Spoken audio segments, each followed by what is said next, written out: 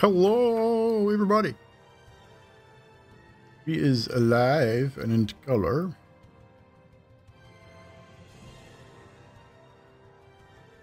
Hope everyone is doing well. Magic, what's up? Nutty Tart. We're here for another Curse of the Strahd. See a couple of announcements. Obviously, Friday night, don't forget to come and hang out with us again on Yanti's channel for the I Spy a Peak campaign. So any mods in the channel, please shout out Miss Yanti. Make sure everyone knows where to find her. I'm pretty sure most of you already do. So definitely go check out her channel for that. On Sunday, this coming Sunday, 2nd of May, we will be commencing the Vampire the Masquerade, our Chronicle, Blood and Belief. Cam with the sub. Thank you very much. So definitely come and join us on Sunday night, usual time, for some vampire goodness. So make sure you come and check that out on Sunday. We've just had confirmation that Roast and Chicken, aka Dr. Grey, will be DMing a short adventure for us after we complete the Curse of Strahd as well. Most of the players you'll recognize from the existing cast, people that we already play with, so we're definitely looking forward to that. So obviously once this campaign concludes, we're doing another one with a new DM. We're getting all the things and the stuff ready for that. Obviously after the Vampire Masquerade is finished, we'll be doing my second homebrew campaign 2 in the Paradigm universe. Mortem, what's up, dude? Welcome. So, unless our other content creators in the cast have anything to say about their own channels, what's coming up, we should get into tonight's recap. All right then. Recap from last week. Last we left off, you had all rested, decided to head for Berez, setting out to complete your task of retrieving the seed of life, the Martikov. Setting out along your way, along the journey. Sometime into the journey, however, you stopped in the road as you heard strange insect-like noises coming from the trees. You were set upon by 4 large spiders, seemingly looking for a meal, choosing you for that exact reason. You all rally together and engage. You deal with them with relative ease, no one really taking too much serious damage, but you dispatch them. Eventually, after some attempts at distracting some poison glands, not very successful ones, you return to your travels. Along the way, Adok constructs a small cannon to attach to Zadriel's shoulder, much to her dismay, and discussions were had backwards and forwards about things that had happened. Zadriel confirming that she had indeed been spoken to by Strahd, and speaking of her concerns about this visit and what it could mean. Emilia suggests a better mode of transport and transforms herself into a giant elk. You then set about to make a makeshift sled type construction, and after an hour or so you all hitch the contraption to Emilia and continue on your way, this time heading for Vallaki, believing maybe Vallaki's the best bet before heading to Berez the following day. Along the way, you spy another set of giant spiders, this time a little different than the ones you'd previously before, but because you're traveling relatively swiftly on this giant elk, you're able to avoid any kind of encounter. You reach the township of Vallaki 2 or 3 hours before sundown. Emilia transforms back to her human self, and you proceed into the township. Emilia heads off to the church to go visit Irina, while some of you head to the blacksmith to buy and sell some goods. Zadriel heads instead to the Vakta home, the home of Karl and Nikolai Vakta. She has a conversation with Karl to begin with, who seems a little standoffish because of previous experiences, which were still relatively fresh for him. Nikolai, however, was a little more receptive, and after the conversation, suggests that he would do his best to facilitate the request that he had been asked. Not promising anything, however, just in case. Getting back to the inn, Zadriel informs Erwin of your semi-success with the winery.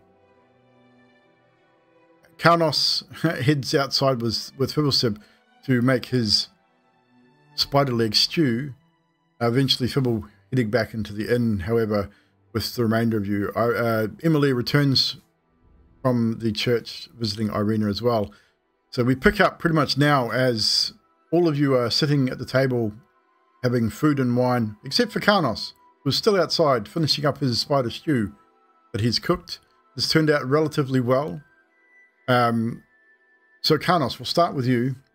You are outside by yourself. It is starting to get dark. The sun is starting to set. And your compatriots are inside the inn, eating and drinking. I would finish my stew now that I've got my computer all back up and running. I would... It's just gone on dark, you said, right? It's just about there. It's pretty much right on dusk. So the sun's probably set behind the last glints of sunlight have just disappeared behind the hills and trees. It's just starting to get dark. The street lanterns have been lit by the city guard. So you've got the dim sort of glowing light from a few of these lanterns around the way, but it is definitely starting to get dark. It's not raining. It's a little bit cooler this evening. Going to wash my dishes out in the any water, which was plenty nearby, I imagine. There is a well nearby. Fold them up nicely and pack them in my pack so that the pack weighs even. Then I'm going to smile to myself, and I'm going to misty step 30 feet from my position. Where are you going to misty step to? Just to the closest doorway of the inn. Just like a quick... I wonder if this is still working. Blink. And it does still work, in fact. Right. You still don't know how it happens, but you're able to do it. Was there a consequence to that? I can't remember. Yep, I'm just rolling it now. I'm good. That's 20% chance to paralyze me. That's right. Yeah, I remember that. So you seem good. You're sort of still weirded out by the fact you know the spell randomly, but it's cool. This is good. And I go into the inn. So eventually, as you guys are sitting there drinking, is there anything you guys wish to discuss before Kaunos returns?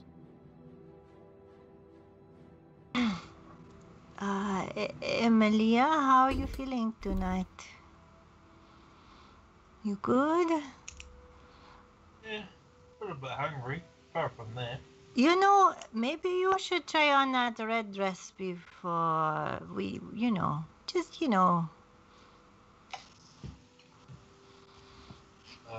What for? I want to, just put it on.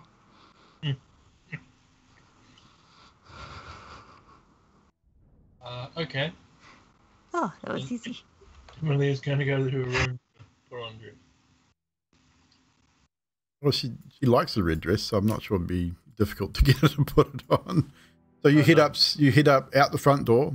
Probably as you head out the front door, you head up to the room to put on the red dress. You're probably meeting Kaunos as he sort of just appears. As you open the door, he would appear on the bottom step, just out of nowhere.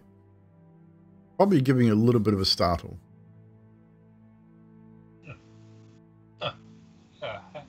Hello, Kaunos. I didn't see you there. I have that tendency at the moment. Are you going somewhere? I'm just going up to my room to get changed, dump all my junk. Oh, fair enough. What's wrong with what you're wearing? I don't have a clue. Yeah. Just looks alright to me. Fair enough. All right. You go get changed, maybe. And I look at myself and Do I need to get changed? Is there something happening I don't know about? It was suggested that I dress up, so Oh, does someone? Well, maybe that's somebody's planning something. okay. That's rude. Why would someone tell you to get changed? That's hope. No, never mind. As long as you're happy. They didn't pick up on the fact that I said I was hungry, so I'm just gonna sort of leave the room and. Oh, I just nobody finished me noticed it. spider stew. It's unfortunate. It was lovely. That's not exactly what I'm hungry for. Oh, right. Yeah. Yeah, I didn't see any roosters out there, but nonetheless, I'll catch you when you come back then, eh? Okay then. Sort of awkwardly moving away, not sure if he picked up on what she was saying or not. So you awkwardly leave Carnos at the door. Carnos, you enter the inn, see your friends sitting at the long table and join them. Himalaya, you head upstairs, you enter your room, change out of your armor and into the red dress as Zadriel has suggested. I'm assuming you're going to return to the inn eventually. Yeah, in a little while. Yeah, I'm assuming you're going to have something to drink / eat while you're upstairs. So Carnos waltzes in, and you see your friends sitting there. The table, they've got food on the table. There's wine.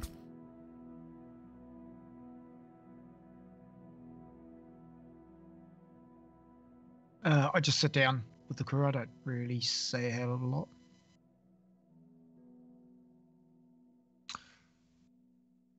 Oh, Carno, I hope you don't mind. I was meant to come out and have some of that spice. Have you got any more? It's just I thought I'd try and, be a bit more camaraderie. I apologise, mate. It's okay. You did nothing wrong. I think you had a sip of it earlier on, and then that was about it, wasn't it? Maybe. I'm not quite sure. No, I don't. that was me. Oh, that was you, right? Well, it was lovely anyway. I can make it again. It's fairly easy. Yeah, absolutely. I mean, I'd love to have some, actually. Yeah, apologies, mate. I was very hungry and I just kind of ate it all without thinking. Yeah, apologies for that. No, you don't need. I thought. So I'm not in the wrong. No, mate. Yeah, no, I don't think you are. I think it's look, maybe. And he taps his stomach. Maybe at this age, I'm starting to need a little bit more to, stack on the pork. Have we got a pig? Oh, no, but I'm sure if we can find one, a good pork meal will go down well. Right, I'll keep that in mind. I'll try to look for a pig.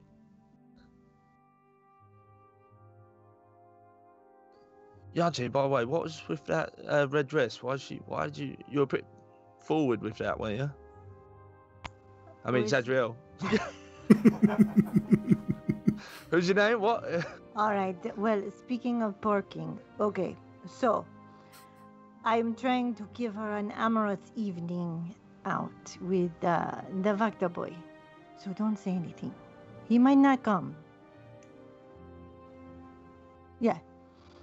Or he Yeah, I could, might like, come twice. Shut up, cerebral. Shut up, evil. If things get worse, I could jab him a bit with. I still got a couple of doses left. Or I could cast that friends on him. Oh, God. Jab him with what?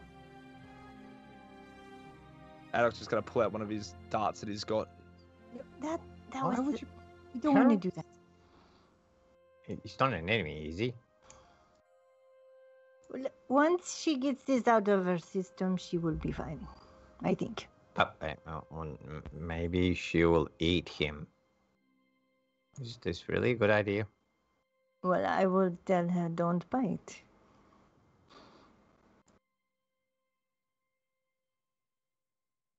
Right.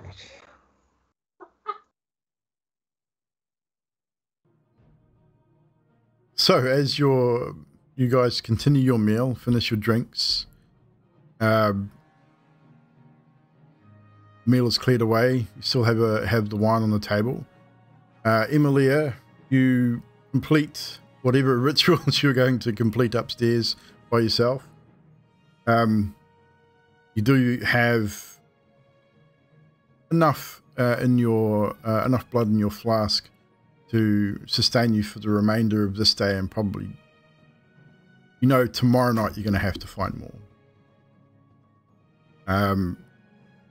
It does invigorate you somewhat. You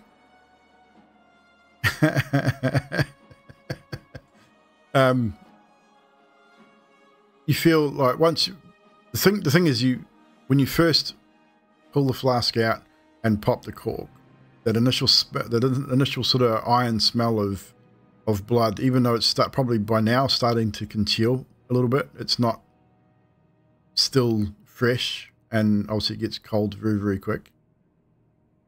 But you down it nonetheless. You have to, otherwise you're going to start feeling ill again. You consume it. The taste, it's cool. It's not fresh warm blood, so it's not as tasty as it could be, but it satisfies you for the time being. Do you return to the inn after this, or do you remain upstairs? I'm going to stay upstairs for a little while, and I'm going to pull out a page of paper and start writing on it. Okay. And I'm going to write a short letter, and then I'm going to return to the group, and I'm going to leave the letter in my bag with my other stuff. Okay. So eventually Emilia rejoins you guys downstairs. She seems definitely a little more lively, which I'd say by now, with what you guys know and the fact the sun has set, you have more of an understanding as to possibly why. She definitely seems more light on her feet, not like joyfully skipping or anything like that, but definitely seems more alert. Her skin is starting to pale more so than what it was previously. I mean, she was definitely not tanned by any means of the imagination. She is a typical ginger-haired girl. She is quite pale to begin with. But the one thing you do notice as she does re-enter, especially wearing this red dress, her skin is probably matching Karnos's at this point. It has become very, very pale. Even the pigment in her eye color is starting to fade a little, and is becoming noticeable. She rejoins you at the table. Wine is handed around. Emilia would obviously refuse the offer of wine if it is given. Is there anything you wish to discuss for the remainder of the evening before sleep eventually?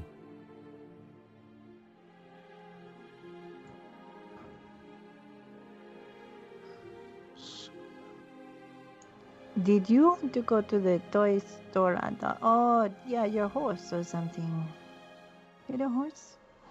Yeah, that was to make a cannon, but you see, I've kind of got your shoulder as a cannon mount now, so I don't really need to do that anymore.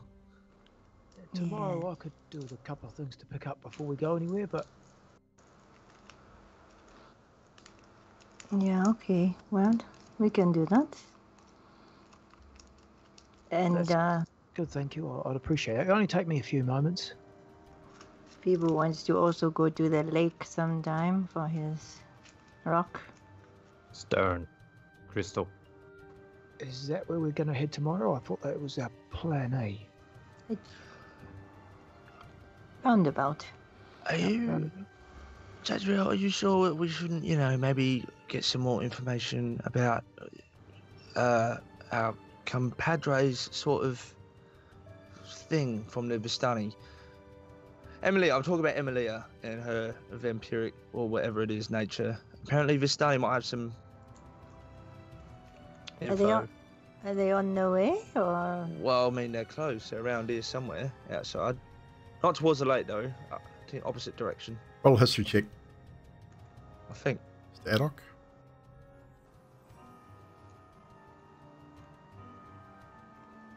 Nat 1. Nat 1. All you remember is that it is to the south. No clue exactly where, but you know it's to the south somewhere. All right. Sorry. So Yes, it's you did, not Jax. west or east. It's you head out the gates and then you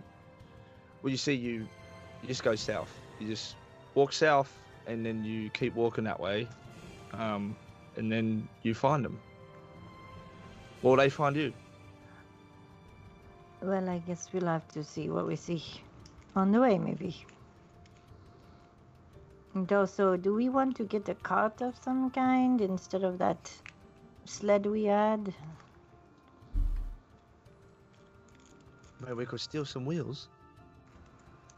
Steal some wheels?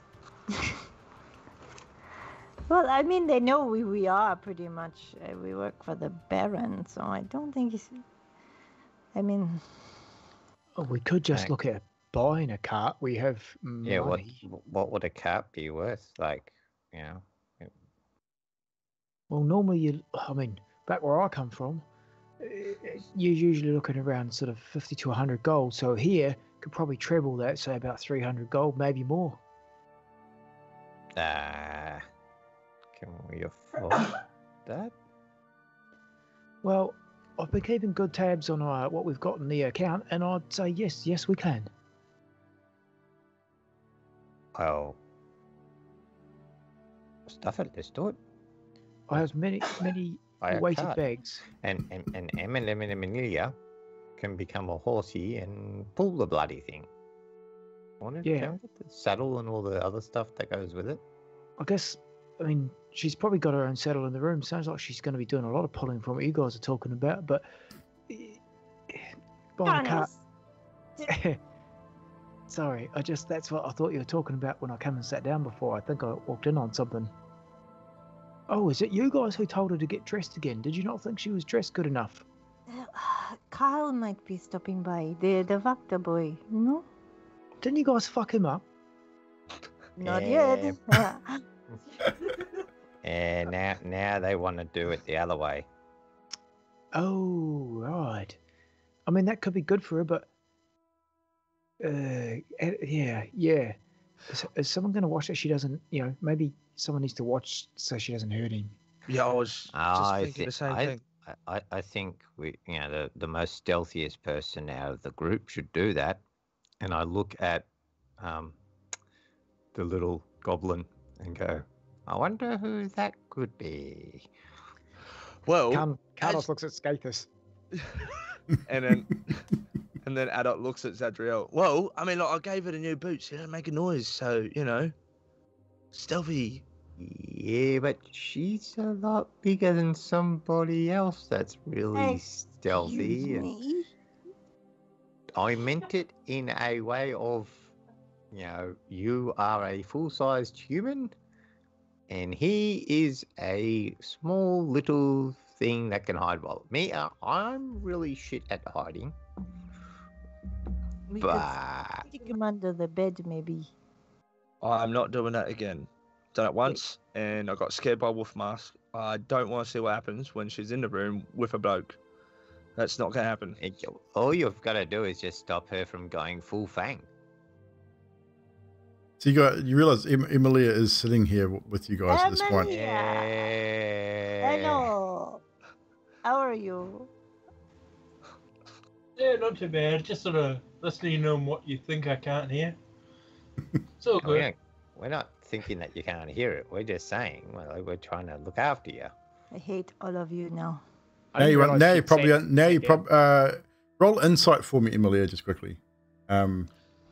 See if you now sort of can guess why a certain attire was suggested. Dark, isn't it? It's not. It is dark. You get a +2. 17.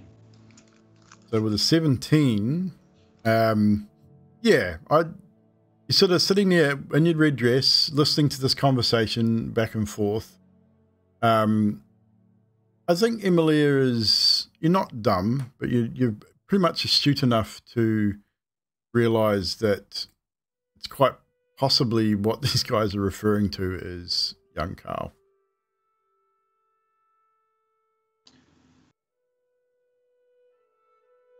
Yeah, Emily is going to just basically sit, smile on face, looking at people who are talking about her like she's not there.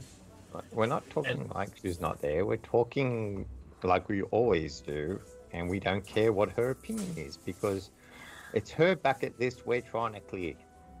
I care about her opinion. Emily, I am trying to do you a solid favor by hooking you up. But he might not come. He said he's very nervous. And no biting. I've had a stroke of genius. What we do is we give Emilia one of my little darts. And Emilia, if you feel like you're about to bite into him and have a bit of a feast, you just jab yourself and then you can't move. That's a good idea, right? She stops. I mean, she's stuck. But then if she can't move and he does what he wants to do, doesn't that become a crime?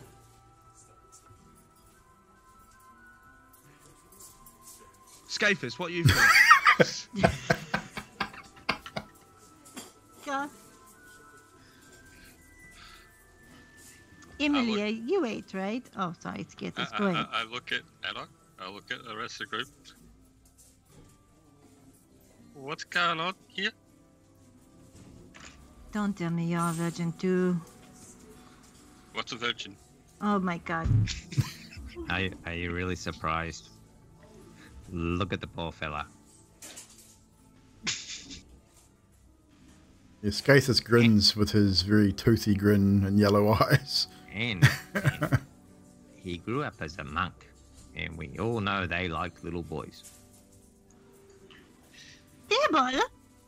Well, I cast command and say, shut up. What's the save for that? I am looking now. Wisdom. Wisdom save, Fibble, please. Oh, guess what? You get a +5 because you're sitting around a table with Zadriel. Shit. Away. No. and because it's magic, I actually get... You get advantage anyway. So, 17. Does he save? I'm pretty sure he does. Yeah. So you don't have to follow that command. Why didn't we just have these two together and just get it over with? We should have done that. What? What? That's not a bad idea. Scafus and Emilia, we should have just had them. No. Scafus, let me take this for you, mate. And I put my hand on Scafus' shoulder and said, listen, I was having a heart-to-heart with Scafus earlier, and he's taken a vow of celibacy through his monkhood. He's unable to, and you don't want to make him break his vow. But, Zadriel, that's like swearing to your deity something that you shouldn't want to do. Isn't that right, Scafus? He is sitting there saying absolutely nothing now. I don't believe you. Roll insight. Believe me. You don't. Carnos, if you're being deceptive, roll a deception. So half of it was true. I'll roll deception. Yeah.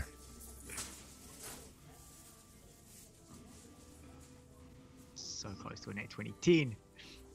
What did you roll, Zadriel? 19. 19. Yeah, you definitely don't believe most of what he said.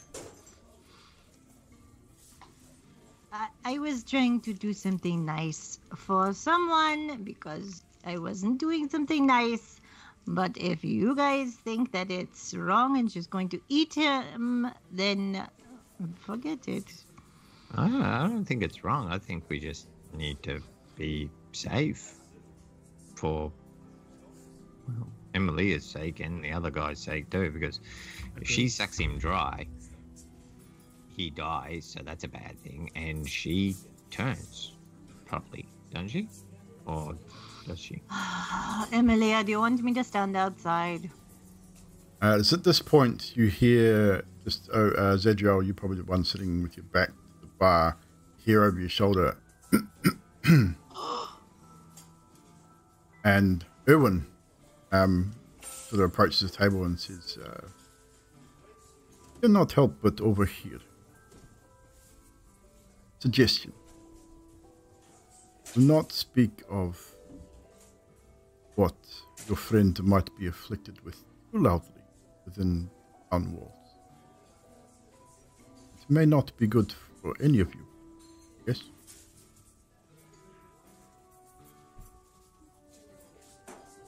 Just a word of advice from a friend. And he Seems collects a couple of empty glasses and carries on duties. This is why I never tell you all anything. So, are we gonna get her laid or not? I've got a better idea. Is Skathis gonna do it? People, shut the fuck up. I've got a better idea. So what we'll do is, because I can cast a magical intellectual message in the mind, so I could do that to Emilia while she's in the room. Then she lets me know if she's about to bite him or not, and then I can run in and jab her with the paralyzing dart and save him. That is a horrible, horrible picture in my mind right now. Emilia, do you want to do this? Is this what you want? Emily is sort of not paying attention, and you might hear her say, "I wonder what he could do with that tail." I think we're not putting enough trust in her. Carlos gets up out of his seat. He goes, let's just trust her, right? Okay. Okay. And Carlos goes up to the room outside and up the stairs to his room. Carlos leaves you to it. I'm going upstairs to his room as Skathis, Carlos and Skathis both exit, head back to the room. I'm Who else exiting is rather going? quickly, by the way. Yeah, and I'm gonna go up to the room and put the 10 silver bolts with all my other medals and Oh, yeah. stuff. And then I'm going to start tinkering and making something. Hopefully. Making something, hopefully. Okay. So you start tinkering away. Who else is going upstairs and leaving Emilia I am to her going to devices? give Emilia a hug, and I'm going to say he might not show up, but if he does, don't bite. And I will be right across the way. And I go upstairs and go to bed.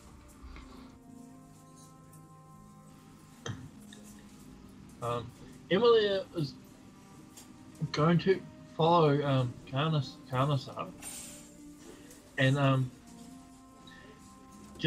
she's going to ignore Skathis, and she's going to take out her 2 flasks that would have been water bags. Yep. And say, could you again, and then she's going to say, you don't have to fill them right up. I'm just giving you 2 so that you feel even. That's very thoughtful of you, actually. I never thought of it that way before. Now I'm going to think of it that way from now on. I have to. Okay. Yeah, we have to do it in private. We don't really want to do it out here in the hallway, right? No. If I just leave them with you, then you can do them at your will and just return them to me in the morning. And just hopefully you don't forget which one's your water flask and which one's your your alcohol flask and which one's my flask. No, it's all right. I'll do it now, and I'll bring it down to you shortly, and that way you can have a sip. Maybe not, maybe bide your time. Just check them in my room when you're done. Discreetly somewhere so Carl doesn't see it. My bag will be there. I want to talk to Carl anyway, so I'll probably be down there for a little while. All right, I'll do that, and I'll pop them in your bag. Sweet as. And then I'm going to go back down to the bar area. You head back downstairs by yourself. The rest of you... Adok, what are you doing? Do you go up with the rest of them, or do you stay downstairs? No, Adok will walk up to the barkeep. Okay. Erwin is there. He's cleaning cups, and you can see he's probably getting ready to close up for the night. It is starting to get late. Probably the next couple of hours, he'll be looking at closing up. Hello, Mr. Barkeep, sir. Have you got a moment? Irwin, please. Sorry, Irwin. Have you got a moment? And you see him look around, looking for his wife. My wife's still not happy with you from Dead Cat, but. Oh yeah, right. Sorry. But yes, what can I do you for? Oh, what is it? I've got. Well, first of all, I've got 3 questions. May I ask the 2 questions? Spit it out, boy. Right, first Please. of all, and Adolf has got a signal for him to lean in closer so we can whisper. See him sort of hesitantly, sort of half, almost rolls his eyes, but then leans forward on the bar, leans down, because you'd have to get up on one of the stools to sort of get almost eye level to him, so he leans forward as close as he can without making it too awkward for himself. Yes. So, you know how you guys are all part of the Were Raven sort of community? Yes. Yeah, that's why I'm whispering. Keepers of the Feather. That one, the Keepers of the Faith. Yes. So, see our friend over there, the woman with the red dress, red hair. Yes. Would it be possible if I give you some money that you get one of your brethren just to keep an eye on her for the rest of the night as a raven, so she don't do nothing weird? And if she does, you know where we're staying, you come get us. And he leans in closer to you and just he looks like he's going to say something, and then he stops, and then he just looks. You see him roll his eyes up towards the rafters, and as you sort of turn and look up, you see in the rafters half dozen ravens sitting in the shadows. We are always watching. Even in the bedrooms when we're sleeping. No, that would be creepy. Yeah, that's what I mean. That's I need to. That is not going to happen. No. This is No. You don't understand. That is super creepy, and it's not going to happen. Okay. Don't care how much you're going to pay. All right. That well, is, if someone dies, that's what you are a strange little man. Like to I- watch people. That is creepy, and really, I do not understand. I'm just trying to look out for your business. As one businessman to another businessman, it doesn't. Anyway, besides the point. Not going to do it. That's fine. Second question. Yes. Do you know where to get some red paint, or like red substance? Maybe you've got some berries I could crush as like red. Do you want to buy paint or such? You can buy from general store in town. At this time, no. Not at this time, no. It would be closed, of course. Of course. So You do can you have go any? look berries outside. I mean, plenty of bushes and such around town, possibly. Do you have any red paint at all, or paint in general? It doesn't have to be red. Do I look like a painter? No, but like you might have to decorate your place. I'm just. He I looks. don't know. He looks around, and as you look around with him, it's like, I don't think so. The place is not painted at all. It's just all wood. Yeah. Like, give me a moment. And he sort of turns, walks into the kitchen. You can hear him sort of muffled voices from the kitchen, and you hear a woman's voice. Wants what? Is that little fucking goblin fella? Really shouldn't listen to him. And he sort of comes back, and he comes back with a small bowl of like small red berries. He said, well, let's do. I don't know. Maybe you crush and turn into paint. I don't know. You try. Yeah, maybe. Yeah, you know, better than nothing. Thanks. How much do you want for it? Don't worry. Just make yourself a little scarce around the wife. She does not like you very much at all. All right, no problems. Right, thanks, mate. You said 3 questions. Yeah, well, first question was to ask you if I could ask you 2 questions. So that was first, and then I asked you another 2, so that makes 3. Fine. You are hurting my head. I'm going to have a drink. I'm so sorry. It's just logistics, mate. That's all. Good evening. Anyway, Good evening. good night, mate. So yeah, Adult would take his berries, and then if he could, he'd try and go upstairs and find a place where he can maybe crush it into a paste or something. No worries.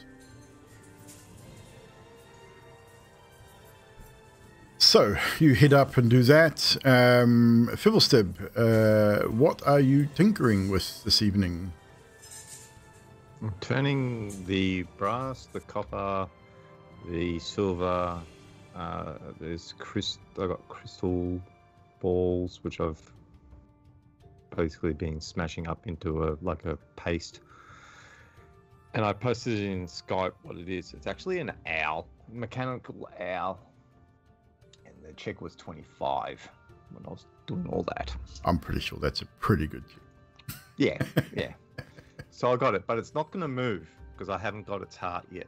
Okay. So you sit there looking at it. So look at it sideways. You're impressed. It's probably some of your finer work. Turned out better than you expected, even. Almost lifelike in some respects. But your tinkering is a flying success. Emilia, as you are sitting in quietens down, and it empties out. Sit there waiting, hour, 2 hours. Erwin occasionally comes up and asks if there's anything you need. You politely decline. Roll a d6 for me, please.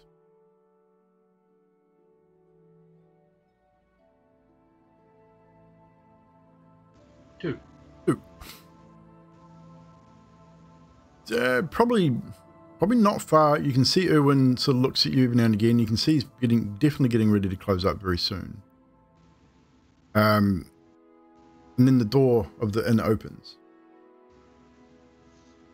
But, however, instead of Karl Wachter walking through the door, it is his older brother, Nikolai.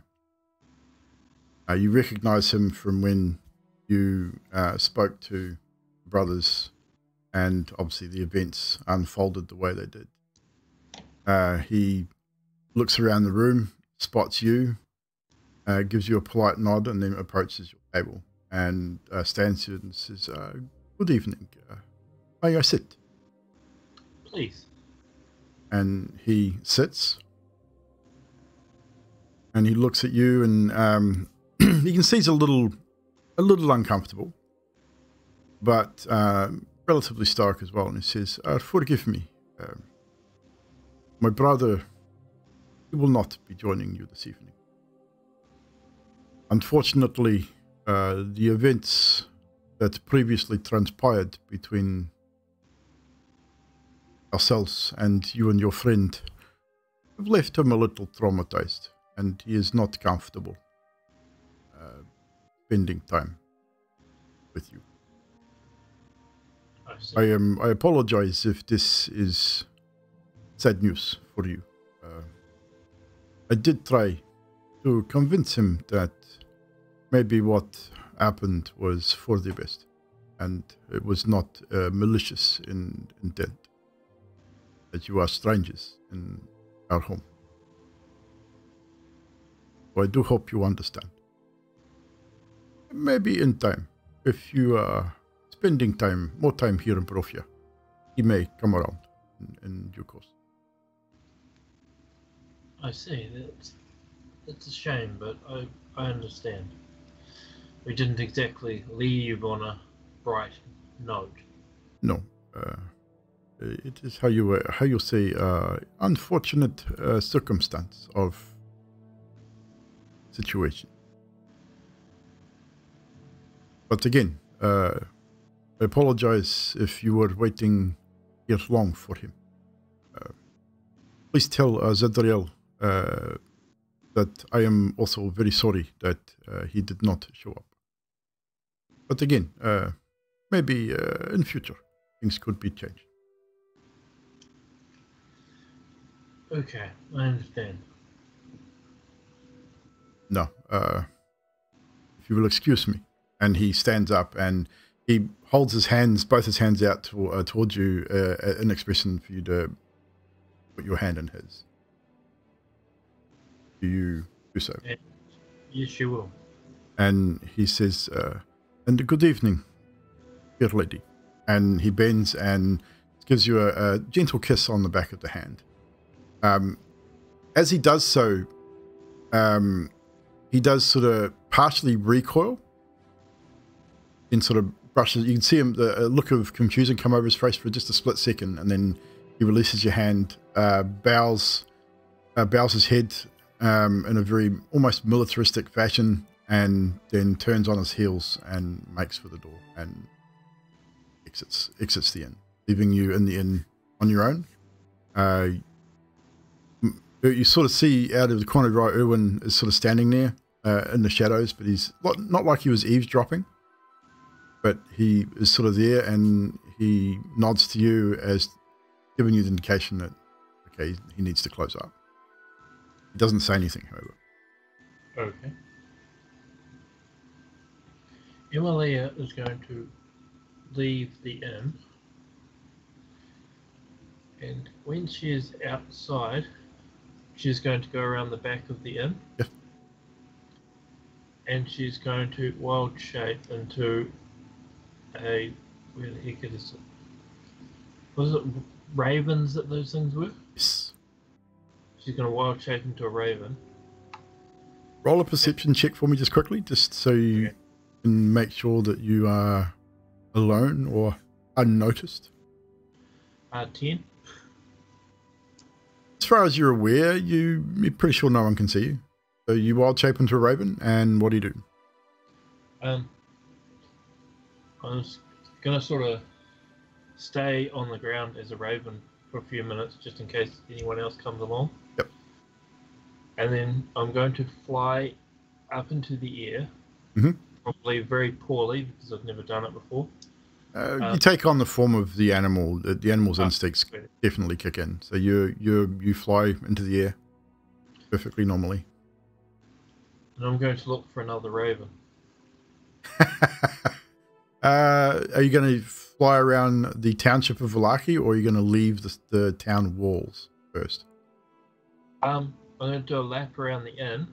Okay. And then sort of fly into the town. Roll investigation using the Raven's investigation. Add your +2, however, still. Raven's investigation. So investigation is done with your intelligence, I want to say? Yes. It's the same as mine, so. Yeah, it's. I think all those stats generally remain the same. You would get advantage. Does the Raven have dark sight Oh God, no. or dark vision? Sorry, it'll say in the stat block of the Raven. I don't believe so. Okay, so it'll be just a straight roll using eyesight and hearing. Oh, 13 investigation. 13.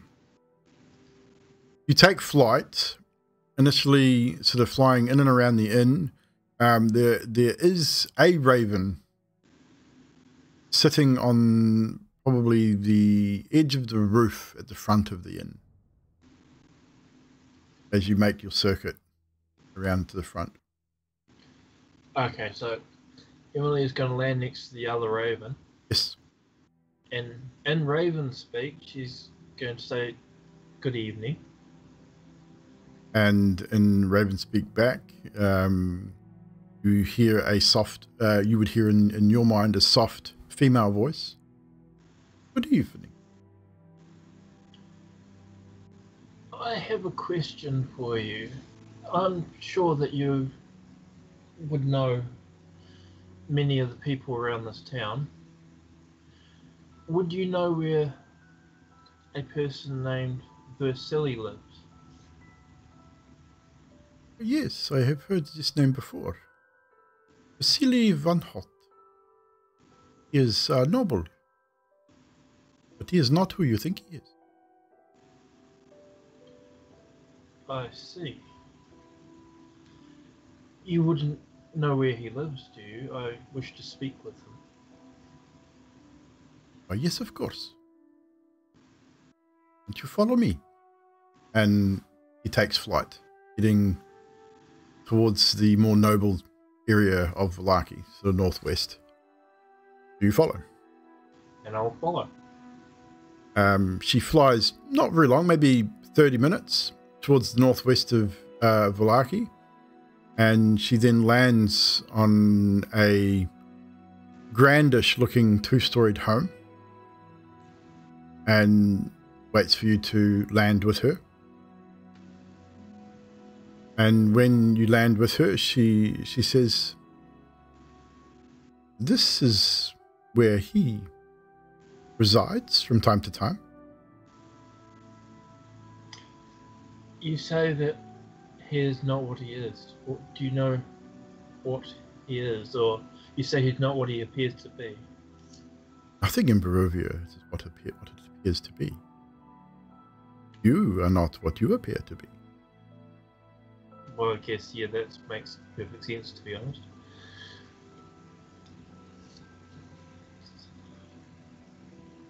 You don't know if he's in town? She sort of looks at you, but doesn't answer. Just blinks her eyes.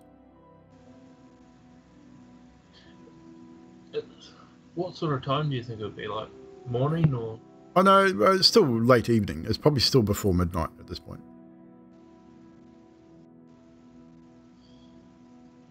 Okay, so she's going to say in Raven speak, "I thank you for your help. I shall go and see if I can rouse them." And she says, "You are very welcome. And a good evening to you." As she takes flight and heads back towards them. So, sitting in Raven form top this manor-style home, what are you going to do?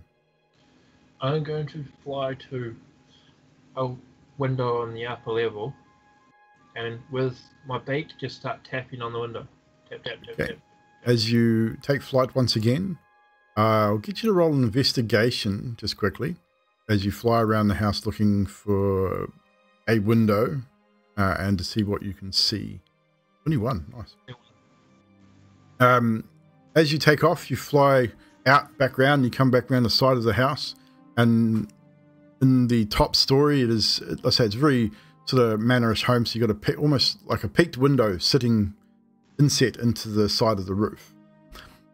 It's got a small planter box around the outside. You're able to swoop in and land. The windows are very, very dusty. So dusty, in fact, that you are unable to see inside. Which, roll a intelligence check for me. Actually, roll inside.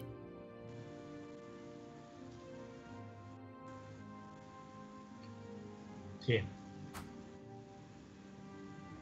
It's odd that the windows would be this dusty for a noble home. But maybe he doesn't clean much. Not sure.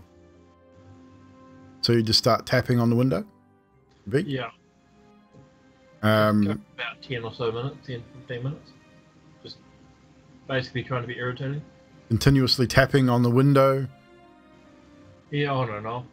You wait there 10 minutes. Nothing, no response, no light. 15 minutes goes by. Roll a dexterity save for me.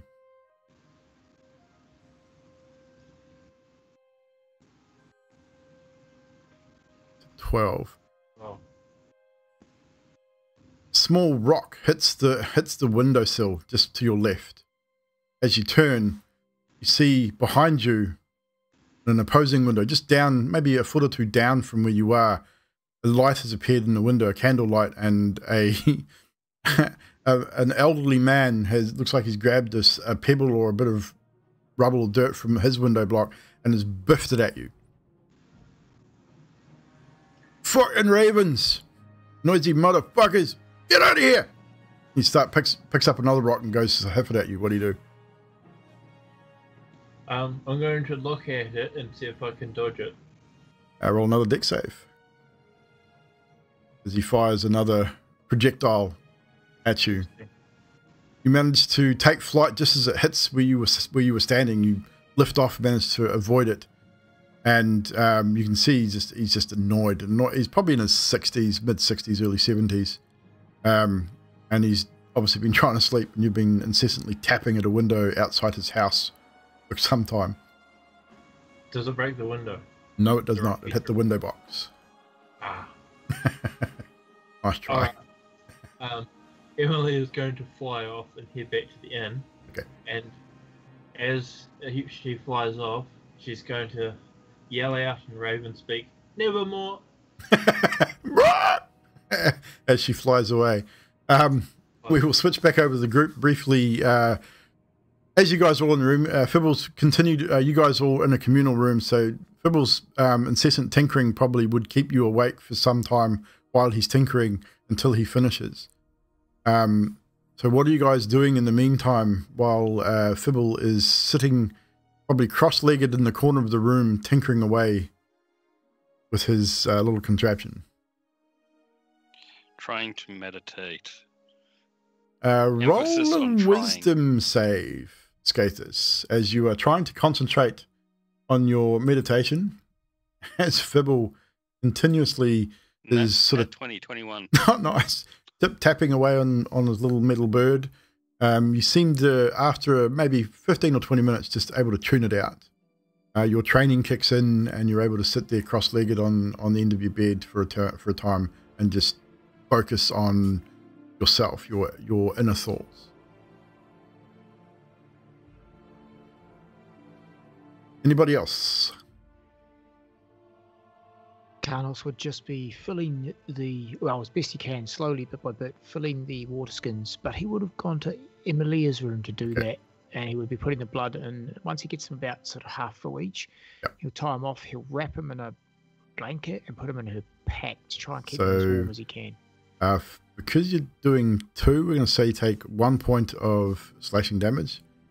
And I'll need you to make a Constitution saving throw for me as well, just to see how you cope with the loss of blood.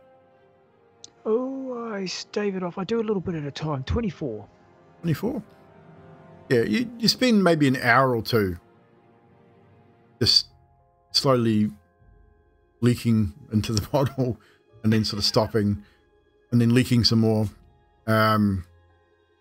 You do feel a little lightheaded, but you do not suffer any exhaustion from it. However, you've managed to stave off the effects. Zadriel. I would say skaters. You think we should go check on her? Skaters. Skathis ignores you and continues meditating. Maybe we should check on her, Doc. Yeah, you know what? Actually, you wait here, and I'll go do it.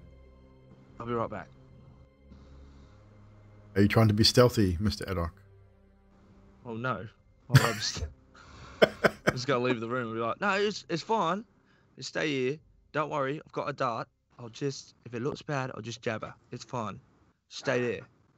I got it. Don't move. So you are on a floor above the inn, so you know, as you've done this before, that you could step out of the room that you guys are currently occupying and are on an upper balcony, which looks down over the inn.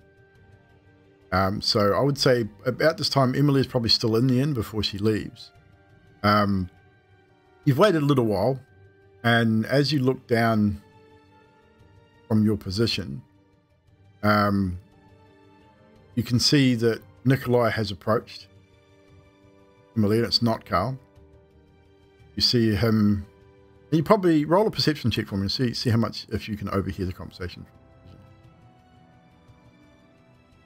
Got a straight 10. 10, I would say you'd be able to pick up the bulk of the conversation. Not huge amounts. You get bits and pieces here and there, but you hear him ask to be seated, and you probably hear his side of the conversation more than what she says, because you're facing him. And you hear the conversation. You hear that he is apologizing for his brother not showing up because of how uncomfortable he feels with the previous situation, and that in time things may change. He then apologizes again, and bends down. You watch him kiss Emilia's hand and then make his exit. Shortly thereafter, you see Emilia get up and exit. Probably expecting her to traverse the stairs and come up the hallway that you're now, or the balcony that you're now standing on. You probably wait 5 or 10 minutes. Doesn't show. What do you do? Walk back into the room, and I was just say, so basically what's happened is he showed up, but she's gone with him to his place. So Carl showed up? Yeah. Roll deception check. I don't know. Like, one of them. Wait, one of them? You know, is it they're the one that brothers. was with me or the one that was with her? I don't remember. You all humans look the same. Well, that's good.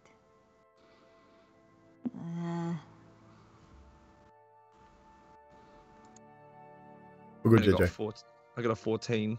14. If you want to insight check him, Zadriel, you are more than welcome to.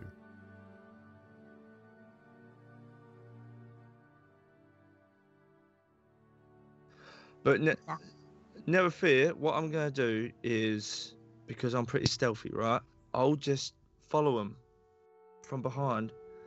And remember, I've got this. You know what? I'm going to point at Zadriel and just whisper Mektuk. And I'm going to think in my head. So I'm going to cast a message and go, I'll just communicate to you in my head. If I see anything weird, you come to rescue. You can reply, by the way. Just think it, and I'll get it. Muted. Zadriel just says okay out loud. Yeah, but inside. Anyway, doesn't matter. All right, I'll be back. It's all good. I'll trail her. She won't even know I'm there. Okay, I will talk to Skathis while you're gone. Right, so we'll stick with Zadriel just for a moment. We'll switch over to Adok. So you're going to attempt to talk to Skathis again? Skathis! Nothing. Do I get nothing? All right, then I'm going to look at my letter in my bed while Feeble's tinkering, and we can go on to someone else. So with that, Adok, you exit the room once more, traverse the balcony down the stairs. As you step outside, roll a perception check to see if you can see where Emilia is gone. You have no clue where Emilia is. All you know is that she left the inn maybe about 5 minutes ago. Can't have gotten far, but you have no idea where she is. That's cool. Adok doesn't really care. He's going to head towards a blacksmith. Lady prick. So you make your way towards the blacksmith. What I'd like to do, if I could, I'd go to an alleyway and I would cast a spell. Yes. I'd cast Disguise Self, and to make myself look like a 4-foot dwarf. 4-foot dwarf? Okay. Yeah. Okay. Just a stout sort of, with a massive white braided beard, little older gentleman, bit of a belly gut, 4-foot dwarf. All right. So you're now a 4-foot dwarf. You make your way to the blacksmith. You eventually get there. You know where it is. You've been there a couple of times before. The forge is cold and silent. The building is dark, as it is definitely after closing. I mean, it is nighttime. Great. Adok's gonna take a look around and see if there's anyone patrolling the streets, maybe, or anyone they can notice. Roll another perception check for me. A lovely 3. As far as you know, no one is taking any notice of you whatsoever. Great. what Adam's going to do, if I can, he's going to pick up 3 rocks and imbue them with magical tinkering. Okay. One of them he'd like to imbue with an odor that smells as if it's like rotten eggs going off. The second one, it says that I can make a visual static effect. Yes. So I'd like another one to visually come across the door, because what I'm going to do is I'm going to try to wedge the Does it rock give you in a the door. size of that static effect? It doesn't. No. Does it says it? the effect can be a picture, up to 25 words of text, lines, shapes, or a mixture of these elements as you like. So, yeah, okay. That's a cantrip, yeah? No, it's just magical tinkering. So, okay. Oh, cool. What size are you trying to make this? Just so it kind of goes across the door, and in big red blood, like dripping down letters, it's going to say, "You're the real thief." Okay, yep. And the third? And the third is going to go, it's just going to repeat a verbal message. And it's just going to say, "I hope your business runs out of business, you bloody terrible merchant, you." And it's just going to... And how long does that last? It continuously emits. Until he chooses to dispel the magic tinkering. Yeah. So if he uses magic tinkering again, though, does it stop the original magic tinkering? He can do it. He can do a certain amount, and they remain as long as he wants them to. that's really kind of cool. Like I can do 5 of them. Yeah, I can do That's up cool. to 5 Okay. items. So your tinkering. Roll a tinker check for me just quickly. Just a straight tinker check, and 24. Yeah, you got no problems. Are you trying to hide these stones with the smell and the sound? So what I'd like to do, if I can, I'd like to try and pick the lock to open the door. Roll a sleight of hand. 6. 6. Oh, sorry, no. 6 plus 18, 24. 24. Also, Kanos, I'll let you make this roll for me. Roll a d6.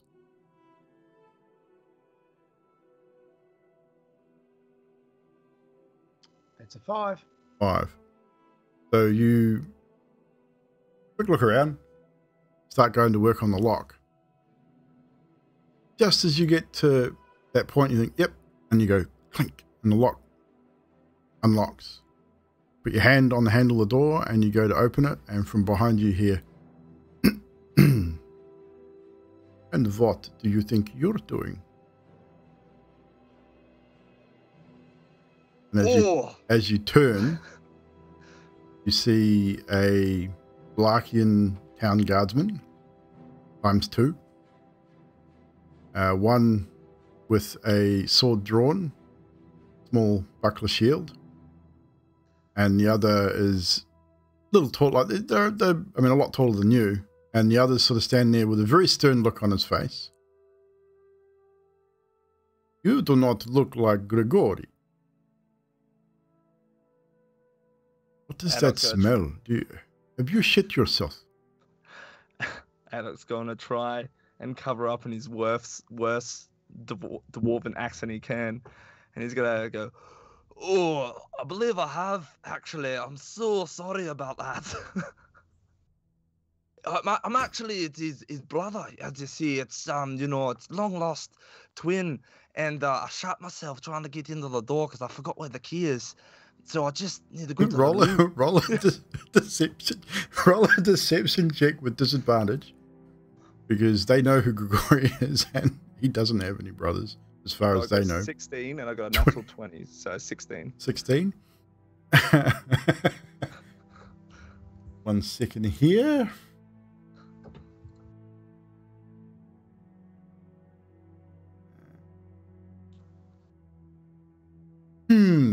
He sort of looks at you, scratches his chin, and then notices the bloody writing I do not think Grigori's brother would insult him like this. Oh, that's not me. That's I actually came to clean that up. That's I just noticed it myself. Actually, that's terrible, isn't it? It's a terrible thing. Who would have done such a thing? And I shot myself.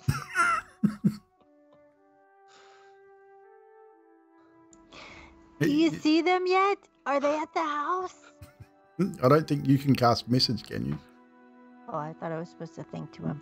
No, only Don't when forget, he also has a 6-second message repeating itself I continuously. know. I'm getting to that. I'm getting to that. Because I'm assuming you said it in your own voice when you imbued the stone. Yeah, in Adok's voice. In Adok's voice. And you can see the other guard sort of looking around. He leans. You hear him whispering something to the one that's talking to you, and he says, "I know, I can hear it too.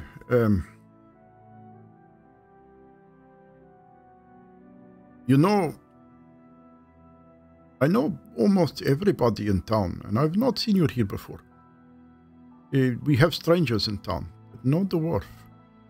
I met a dwarf or two. How did you get into Volaki? No one has come in through a gate for at least a day, except for these other strangers we have. What is your business here?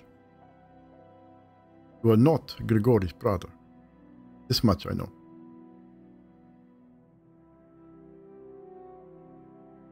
You know how I know? No, I got no idea. Grigori is my cousin. We are family. If he had brother, I would know. Yeah, but what did you? Oh, so you're not my cousin. We're family. It's a long lost relative. No. Shit. Maybe time for truth. Yes. Right. Maybe you're right. See, what's happened is he's actually a thief, and we had a bit of a deal. And I am a bit of a stranger. I got let in here by the Vistani. You know them. And I went to get something from him, and he said it was going to be this much. But then I gave him the money, and then I came back, and he threatened me as a thief and demanded that I pay more. And I said, "You're a thief. I'm not going to do it." But I did it because he was going to hit me. And then now I'm trying to, just a harmless prank. It's not going to do nothing much, really. If I go, I'm just gonna put these here, and I tell you what, I'm feeling generous. You remove vandalism, you take whatever you left here with you. I do not arrest you. I do not put you in stocks, and townsfolk do not throw rotten vegetables at your face. How about that for a deal? All right, that seems pretty fair. Yep. So, do you collect all 3 of your magical tinkerings? Yeah, I do. You get the feeling he's watching you pretty closely too. He's not entirely sure exactly what you've done, but he watches you, and as you move away from the blacksmith, they follow you for. In which direction do you head? Do you head back towards the Blue Water Inn, or do you go in a different direction? No, because these guys shadow you. Yeah. They shadow you for maybe about 20-25 minutes before they sort of break away and continue on their patrol. Eventually, you find that they're no longer tailing you.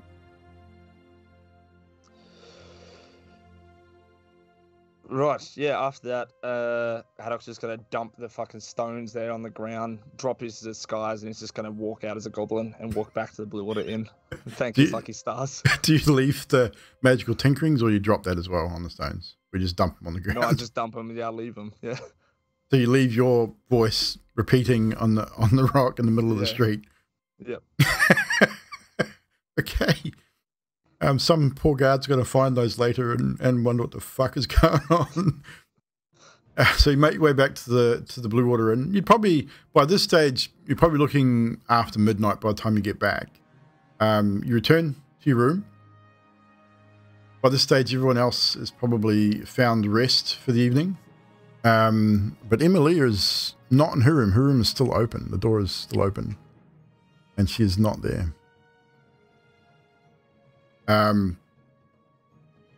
You return to your room. No one else is awake, so I'd assume you'd eventually find sleep yourself.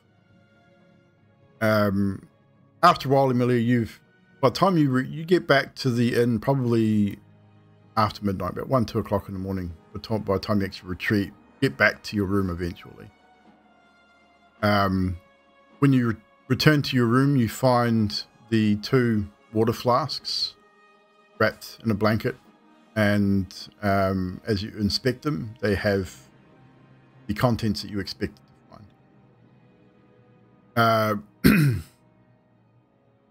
With that, during the evening, this evening, Adok, you eventually do find sleep, but your sleep's not the greatest of sleeps. You struggle with invading memories of your time here in Barovia,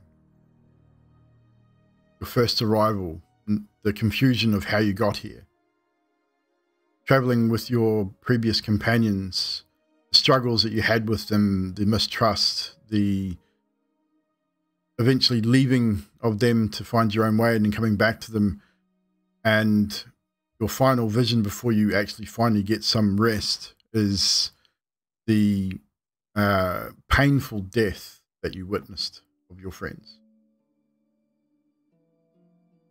But you eventually do find sleep and rest, albeit very restless. Karnos, you have a reasonably restful sleep. A couple of times in the night you sort of wake semi-conscious, hearing a whimpering sound. As you sort of look around the room, you notice that Adok is tossing, turning, moaning a little bit in his sleep, and you can tell he's not having a good time, whatever's happening. It's definitely a restless, possibly a nightmare. You sort of brush it off as a bit of a nightmare, and you don't really think much of it. You sort of roll back over and return to sleep. I'd get up and just pull his blankets up, to do the kids. Yeah. And I'd give him a tap on the shoulder and go, "There, little one, you'll be right, mate." And then I go back to bed. Eventually you find a full night's rest. I also would have had a lot to drink. I would have had probably 2 bottles of wine. Definitely. I mean, you're an established drinker, so you were probably suffering. You're definitely suffering from the effects. But Skathis, your night sleep comes to you relatively easy. Although thoughts of the monastery, the monks, the harshness of your training do come to memory a little bit from time to time. Emilia, as you drift off to sleep, obviously thoughts of Carl into your mind. Disappointment that he didn't show, but understanding at the same time. After all, you did ultimately result in his arrest and semi-paralyzation for a time. So you do understand why he possibly did not show. Thoughts of Strahd into your mind as well, and the offer that he gave you. But the one thought that is ever present and seeming to remain so now more than ever is not so much a thought, but a feeling of hunger that can never be sated.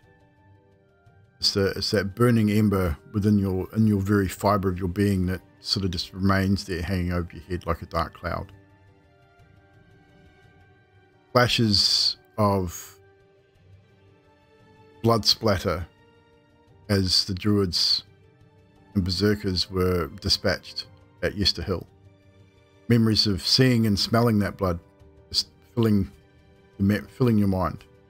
Eventually you do find sleep, however. Bilsip, you have a amazing sleep. All you can think about is the stone, the crystal. I need to get that stone. I have to get across that lake or around it. Something. I need to get over there. I want it. I need it. Need it now. And that's pretty much all that plays on your mind at all. I mean, and really good job on the owl. It's really cool. I really need that stone. Zadriel, your sleep is also very, very restless. Reading over the letter before eventually finding sleep, your thoughts drift to a hunting lodge, a fireplace, the smell, the look, the young gentleman that resides there, a marriage not had. And as you slowly drift and as that memory sort of starts to fade, a low, eerie laughter fills your head.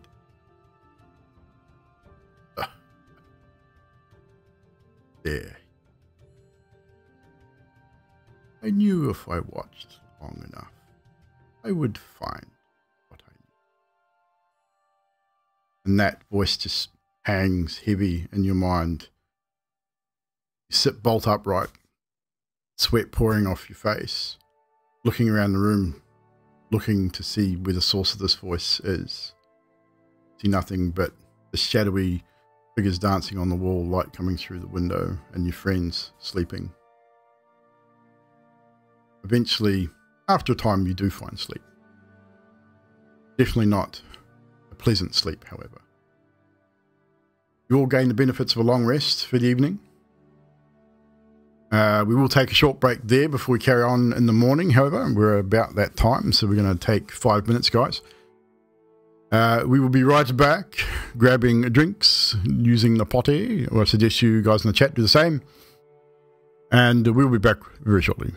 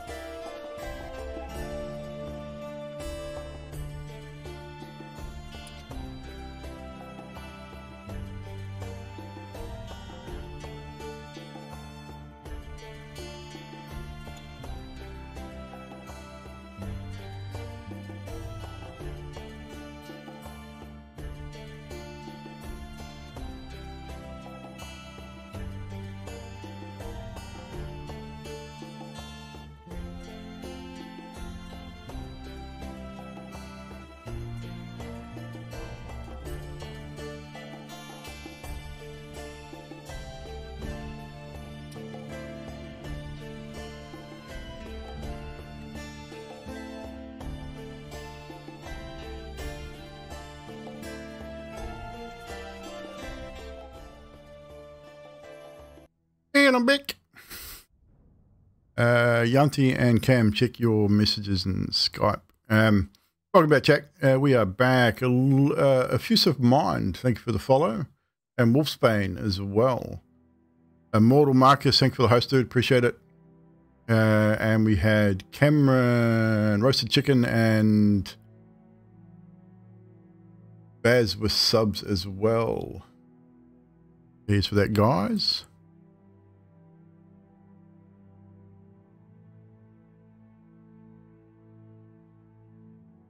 So, things are becoming a little interesting.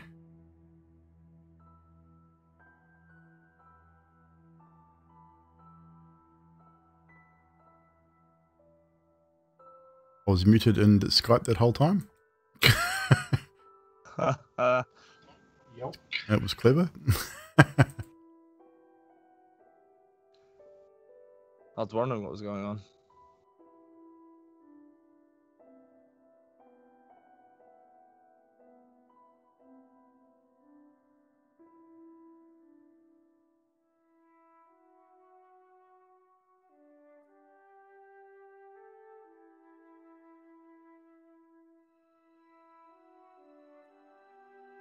Hang on a second, guys.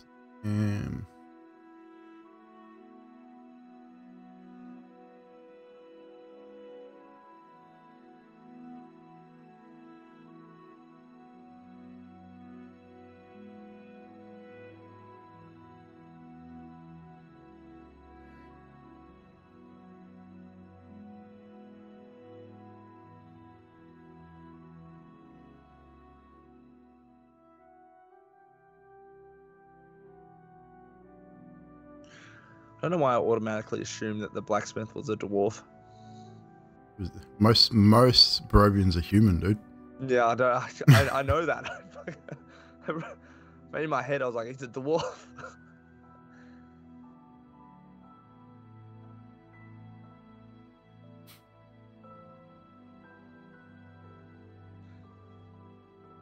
I didn't realize how stupid the idea of what I was doing until I was halfway in it. I was like, this is really stupid.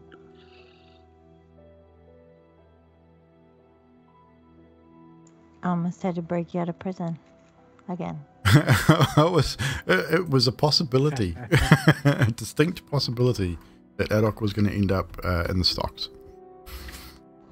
The only problem with that is we wouldn't have known. No, well, you would have eventually if you'd gone through the town square and seen him in the stocks. What would have been more interesting is the fact that when they arrested him and put him in jail, the next day they come out, when they went to put him to the stocks, he wasn't a dwarf anymore. Because he would have been arrested as a dwarf, and in his cell at night his disguise would have dropped and he would have turned into a goblin. So there may have been a bit of an interesting interaction there as well. Just wanted to get payback for an unjust thing.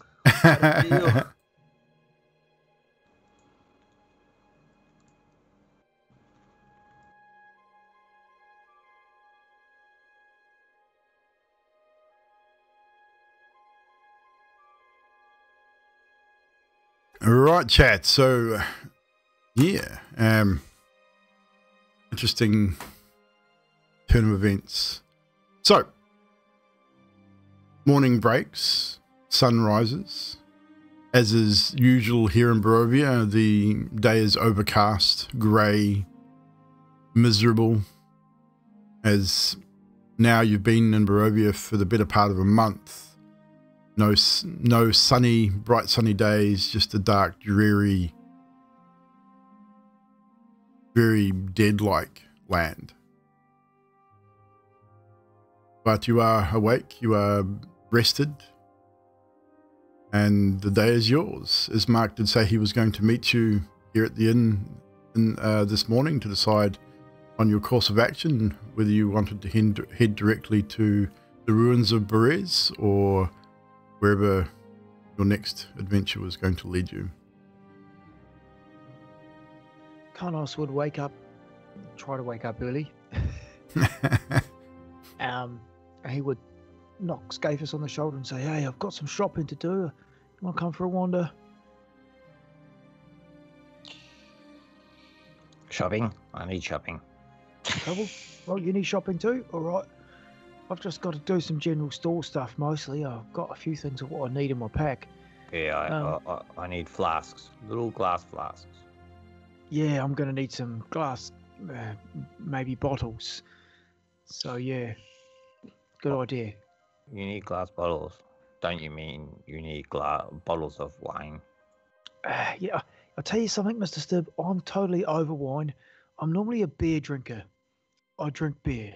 And since mead. we've been here, all we've been drinking is bloody wine. And I must admit, another dreary day down. I'm kind of over it. But what I didn't tell you... some. Well, that's exactly it. What I didn't tell you was back in the day, I used to brew, and it just so happens, and he takes off his backpack and starts taking out bits and pieces of his back.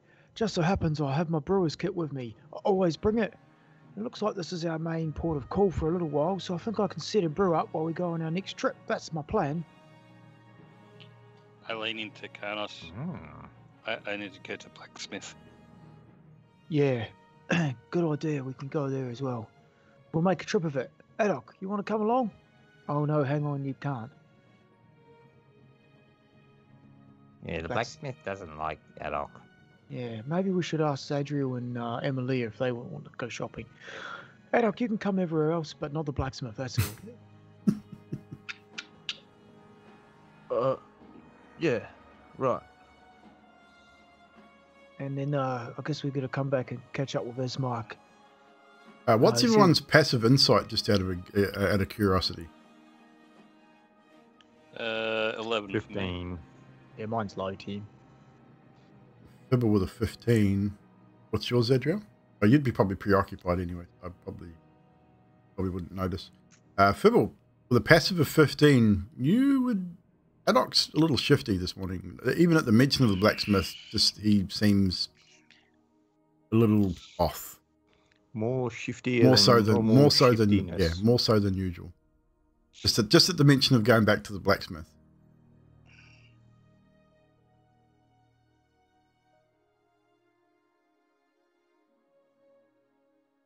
Yeah. Okay. While we're walking and talking, Who is going shopping? I need to go. Fibble? Yeah, Carlos. I'll go with Carlos because he's money bags anyway. Yep. Adok, you going to go with them? Nah, Adok won't. Okay, Adok stays. Skatus is going shopping. Emilia, does anyone stop to talk to Emilia? She's in her own room. Yeah, well, we definitely try and include everyone for sure. Zadriel, you haven't spoke. You're going to speak to everyone, so you speak to everyone and see who's going where. Zadriel, Fibble, Skathis, and myself are headed to do a little bit of shopping before we head out today. Is there anything you'd like, or would you like to come along? I'm going to do my own thing in town, but can you sell these for me? Are you going to the blacksmith? I believe that is one of our stops. What do you have there? Can you sell this Morning Star that I have picked up from those cultists we killed? And this flail, and this battle axe, and that's it. Okay, one Morning Star, one flail, one battle axe, and Carlos holds on to one, holds on to the other, gets two that are similar weight, and goes, Scapus, do you want to carry the other one, mate? I carry. And I'm packing my things, and I'll meet you around town. Are we looking for a car as well? Yeah, that was one of the other things I always wanted to get in towns, for sure. Groovy. All right. And we'll go to Amelia's room, knock on her door. Basically, the door will be unlocked, and then when you stick your head in, I'll say, I just want to sleep a bit longer, and then I'm going to need to go shopping, but I need to sleep more. All right, she looks pretty tired. Oh, sorry to disturb you. Would you like us to pick something up, save you the trip? No, I'd like to do it myself, but... Alright, well, don't be too late. Poor old Ismark will be waiting, that's all. Oh, Carlos, one more thing, and I touch his flasks. And you turn his water to wine. Yes, there you go. What'd you do? You'll find out. Alrighty, thank you. I think. It's the good stuff, Carnos. It's You the look good lovely stuff. today. And I hand Carnos to God. Thank you. That's so become a thing. Great. Carlos takes the 2 gold. Not really getting the point. He just like, yeah. He thinks it's for services for, selling the goods or whatever. Adok, what are you doing? Adok's just gonna sit up in bed and stare at the ceiling. So you're going to remain there. So the rest of your friends make their exit, heading out to do their respective things. Adok remains in bed, sort of staring at the ceiling. Emilia remains in her room for a time. As the rest of you head out, Carnos, Bibble, and Scathus, you head in the direction of the blacksmith, bidding farewell to Zadriel as she heads in a more sort of central town sort of area, direction. And you agree to meet up maybe back at the inn later in the day. Sweet. Or later that morning. Ismark said he'd meet you at the inn sometime mid-morning anyway, so you much gather that's where you're going to regroup later in the day. So we will follow Carnos and the group as you guys head again back to the blacksmith. You get there eventually, and Rory is there. He's probably looks like he's just opening up. It is fairly early, and you see the forge is probably only just being lit, and he's on the billows, trying to get that heat as hot as possibly can for the start of his day. He sort of sees you walking up, and he gives you a wave, and eventually calls one of his sons over to carry on with the billows, and sort of wipes his hands on his apron. Good morning. What can I do for you? You have returned. Do you have more to sell or more to buy? A little bit of both, I think. Mr. Stibb, would you like to kick this off? Well, I actually got something that's going to make his life a little bit easier. And I pull out a piece of paper, and on it, it's got a design for an auto bellows. So he's just got to crank it up a little bit, and then it just auto bellows for about an hour. You go, if you build this, your forge will stay at the perfect temperature all the time for at least 1 hour. I've got one back at home. It's fucking magnificent. You see him sort of looking over the piece of paper, and oh yes, I see. I'm not familiar with some of these parts, but I think I can follow instruction. Thank you. How much you want for plants? What do you need? When I need something, we'll talk then. A favor for a favor. This is my favor. Of course. Yes, anything you need. If you need trade or you need to use forge, it's here. I will get my son working on this right away. Yeah. Thank you. If you need any help, I'm around. Of course, yes. I can help. Yes, if I have trouble with some of these parts I am not familiar, then yes, I will find you and enlist your help. Thank you so much. No worries. And you wouldn't. No, you wouldn't. Who would I see about little glass vials? Probably general goods store in town. Maybe even alchemist. But general goods have all manner of things. Okay. Yeah. Carnos, I know you got stuff to sell, so knock yourself out. Yeah. Just, Scafus, I wanted to make sure there's nothing you needed first, mate. I'm feeling defenseless. You're looking for a shield. You need armor, you say. You need better. This robe, no, not good for stopping much things, methink. I need something that's not restrictive. Best I can do is leather armor. All we have. It help you move. I mean, it is good for rogues and rangers, hunters and such. You don't look like much of a hunter, but it will allow you to move I'm freely, a me monk. think. What now? A monk. Oh, you are from church. Yeah, we'll go with that. Right. Leather armor is best I can do. Sorry. And do you want to purchase one, Scafus? I got the gold here. We got the team gold. We can get you one. You can try it out. I think a shield would probably be better. Yeah, Scafus, you want a shield? Ooh, 2 bucklers. Ooh, Yeah, shield bashing- blades. Bashing My son bucklers. was making these shield blades. They had like daggers that popped out of the shields, and they looked cool. Yeah, I've actually Or got to or see maybe what- you could try maybe this, and I just make brand new. Might help. And he reaches into a small box just next to his forge, and produces some very finely made mail braces. Leather strapping. They go from, looks like they run from wrist to just below the elbow.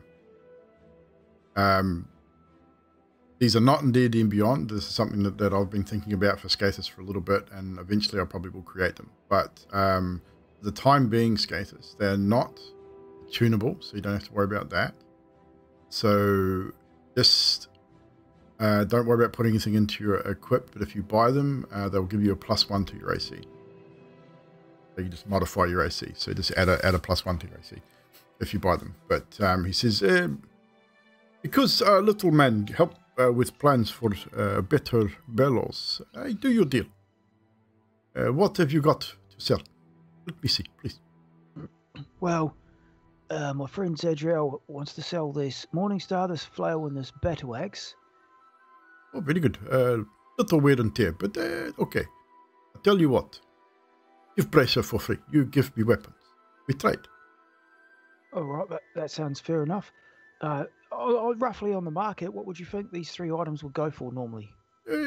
Around here, probably about 35, 40 gold. Around Good as- about. 40 sounds good. I'll just make sure I want to give her back the proper monetary value. That is good, and I hand it over to the bits and pieces. And he hands you the braces. Right, and I'm after. I've got to go to the general store for most of what I want, but I'm after. I was hoping you could help me out. Is there someone who sells wagons or carts that could carry, say, between 5 and maybe 4, between 4 and 6 people, something like that? You could try nearest stable close to Eastern Gate. You probably passed the what they call I don't remember what it's called. It's there. There's no Sweet, like and- in that. we'll There's go kind that of a way. stable type area towards the Eastern Gate. Okie dokie, that's good.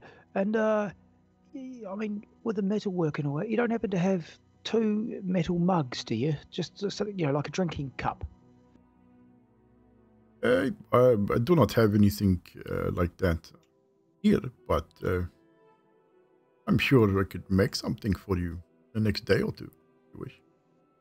Oh, if you're going to make something, can you make me 6 metal drinking mugs? That would be lovely. I can do that, yes. While that's going on, I've put the gauntlets on and I'm throwing fists left and right. Yeah, so essentially what it's done is, it'll give you a +1 to your armor. They are kind of a glove / bracer. So it comes down almost down to your knuckle, not quite. The strap runs across your palm. You're strapping across your wrist, and it comes almost up to your elbow. So it will give you a little bit extra protection. Won't give you any extra damage, however. But yeah, so you do get a little bit extra out of it. The stockyard is what you're looking for. I mean, we've got 2 tinkerers in the group. I'm sure they could do something. If you want, Yes, yes. want to add spike to front of gauntlet, you might get a little bit extra out of it. I'm sure your friend he- could accommodate. He'd probably hit himself with it and hurt himself. That's good. I think that's everything we need here, team. Is that correct? We'll head down to whichever's closest, the stockyard store? or the general store. Yeah. General store. Yep, and walk and talk. Walk and talk. So walk and talk towards the general store.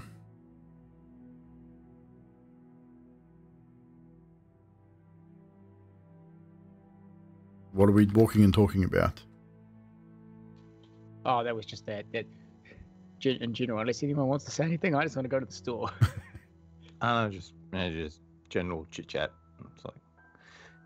Okay, so we will switch back over to Adok and Emilia, as your compatriots have probably been gone now roughly an hour or so, maybe an hour or two. Adok, what are you doing? Hasn't moved, still staring at the ceiling. Just contemplating the evening's happenings. Also the memories that came flooding back than anything. Yes, so make a quick wisdom save for me.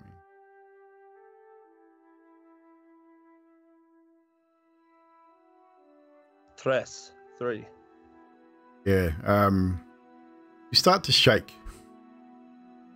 Almost like you were cold. You start to shiver and shake. Your teeth start to chatter even. But it's not a chill that is causing you to shake uncontrollably. Just all of a sudden, a fear just washes over you. You now fully understand exactly what Strahd is. Watching what he did to your companions now is deep set in your mind, and will probably something you now will never forget. It's that memory has come back with such a vengeance and such a vigor that it is probably seared in there the rest of your days. So you now fully understand the gravity of your situation here in Barovia. Probably more so than your current friends do. Emilia. After about an hour or so, Emily will have got up, clothed, not worried about armor, and she's going to go into town. She's going to head towards the general goods store. Okay. So, with the rest of you, you head towards the general goods store. You would get there for Emilia, and you probably see her on the way there, on your way back, I'd imagine. So, for the sake of it, we don't really need to RP the general goods every time we go there. What are you planning on purchasing from the general goods store? You needed glass vials. How many glass vials did you need? I was going to go probably for a dozen glass vials. Would say probably 5 gold for the lot, give or take. Oh, party funds it too. So okay, so 5 gold for the dozen. After flasks, you give the 5 gold across, I'll give you 6 gold. The team's learning. So confusing. Well, I know you don't like being uneven, and you just took 5. Actually, no, I'll give you 7 gold to make it even. Okay. Okay. What else do you need, Ferb?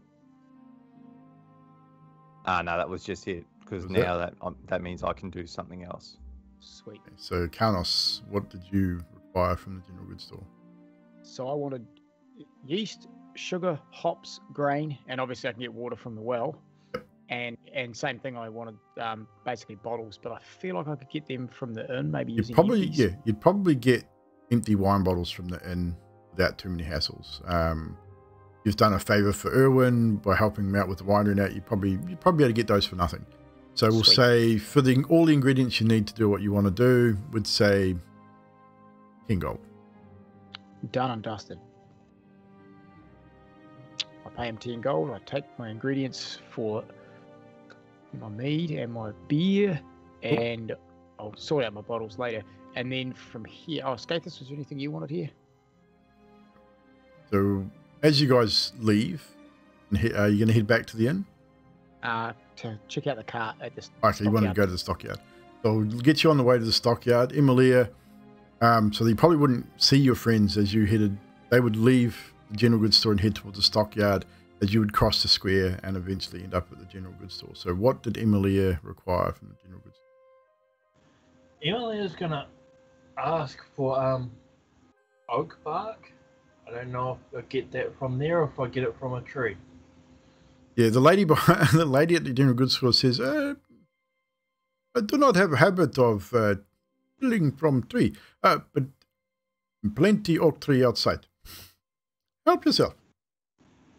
And the other thing I want is instrument strings, like guitar strings.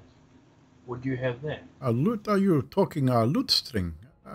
One moment. And she goes behind the counter and rummages around a whole bunch of junk. I mean, it's not a very, it's not, I say, not an unpleasant store, but it's very junky. And she comes out with 3 lute strings. That's all I have. Oh, sweet. What do you want for those?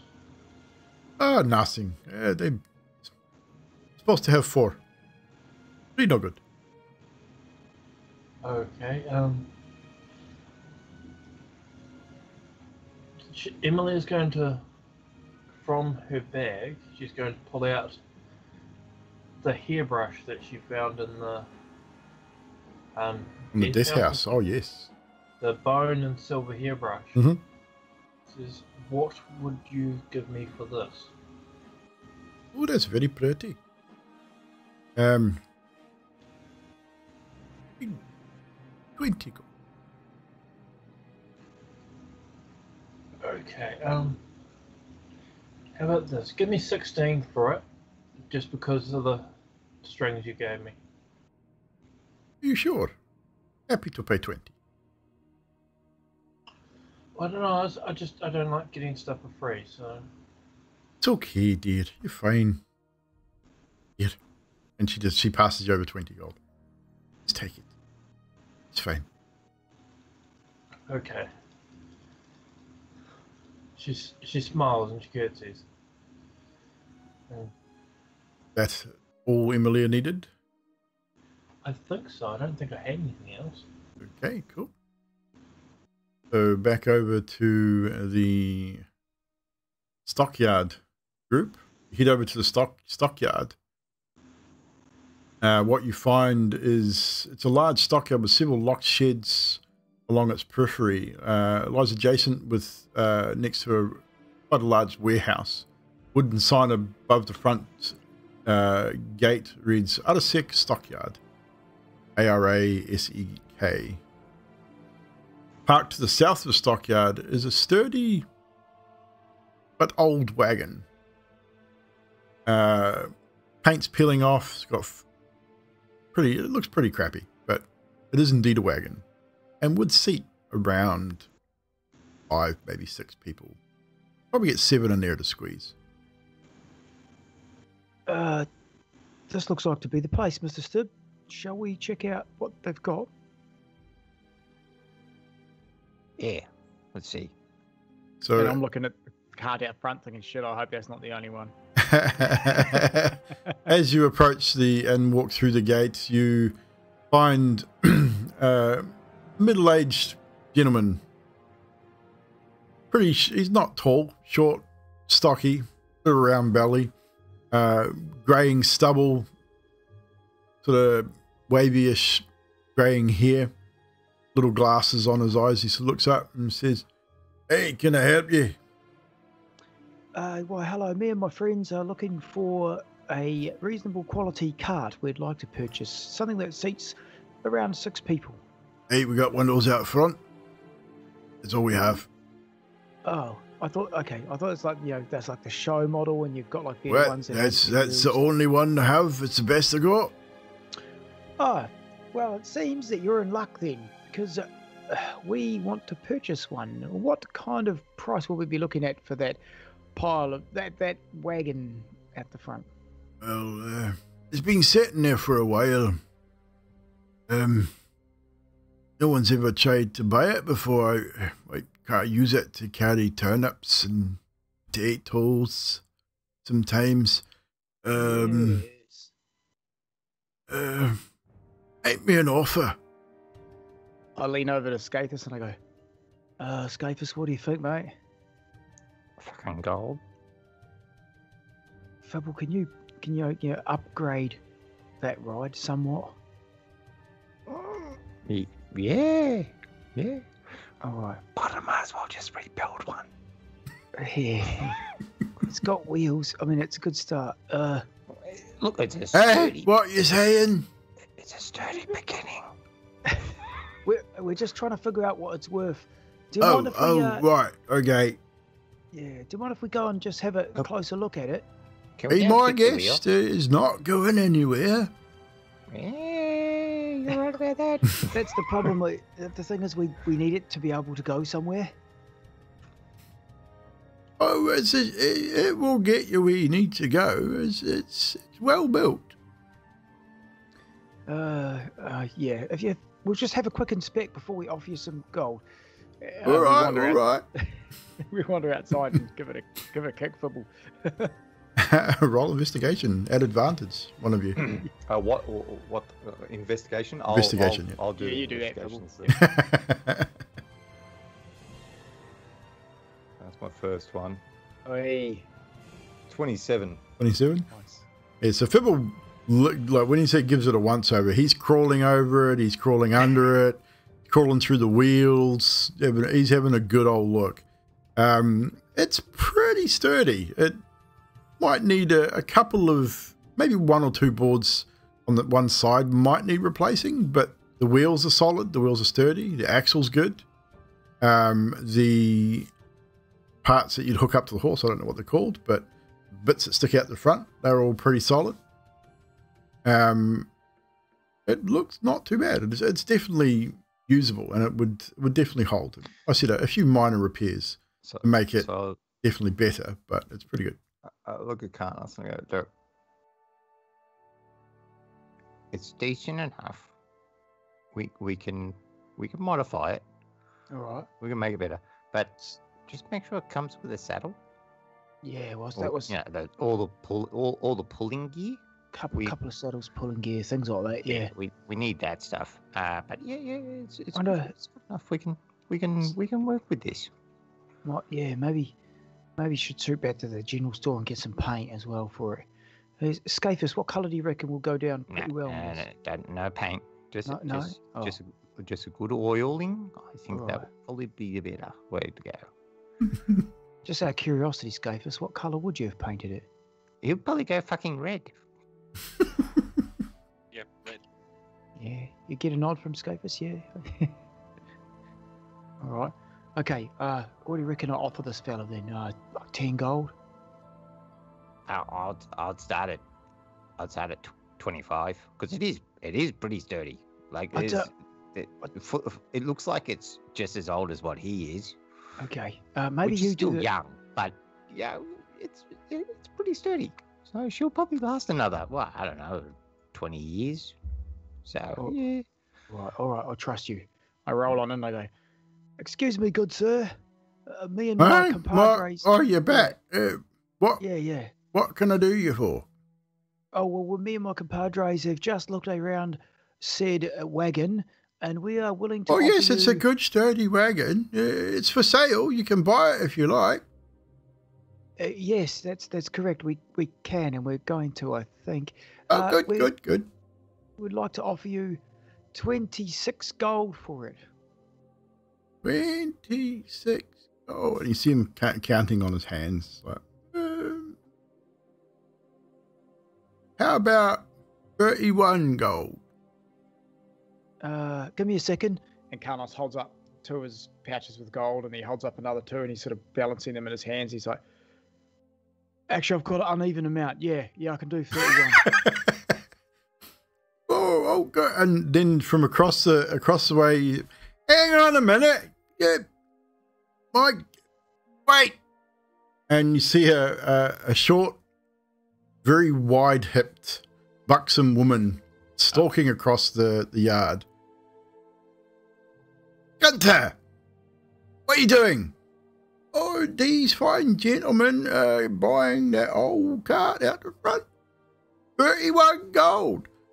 And Yeah, she actually, clips, it was 29, I believe. she clips it. She clips him across the ear. Oh, 31 gold.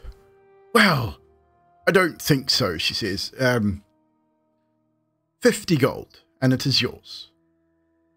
I'll tell you what, I'll meet you in the middle at 29. Just give him the bloody 50 gold and let's go. She raises an eyebrow, and Hey, she has Well, a it comes walking to stick driving next. seat. She has a walking stick next to her, and she points it right at your face. Don't try and swindle me, young man. I'll tell you what, me and Mr. Stibb have just spoken. Mr. Stibb's spoken at me. We need saddles as well. So I'll tell you what, you throw in the saddles, and 50 gold is a good We deal. don't do saddles. We can have the harnesses and reins, of course, but 50 gold. Yeah, but what if we want to ride a horse without the cart? It'd be good to have a saddle too. We don't sell saddles. Oh, but you're stables. We're a storage shed. Oh shit! See? She points across the way, and it's all storage sheds. We don't really have a stable. We don't have any horses. So, 50 gold for the wagon that you don't have horses for, that the old man pulls turnips on. Uses the bullock out the back. Right. Yeah, bullock. Yeah, that's what I'm feeling here too. So it's 50 gold for that cart, you say? And harnesses. And the harnesses, all right. And the whippy thing, and I can't help. Yeah, everything you need. 50 gold. All right. Yeah. Hey, what you say, dear? Shh. Doing business. Can we make it 49? 51. Well, I mean, I'll go with that. 51 gold. Okay. Drive a hard bargain, lady.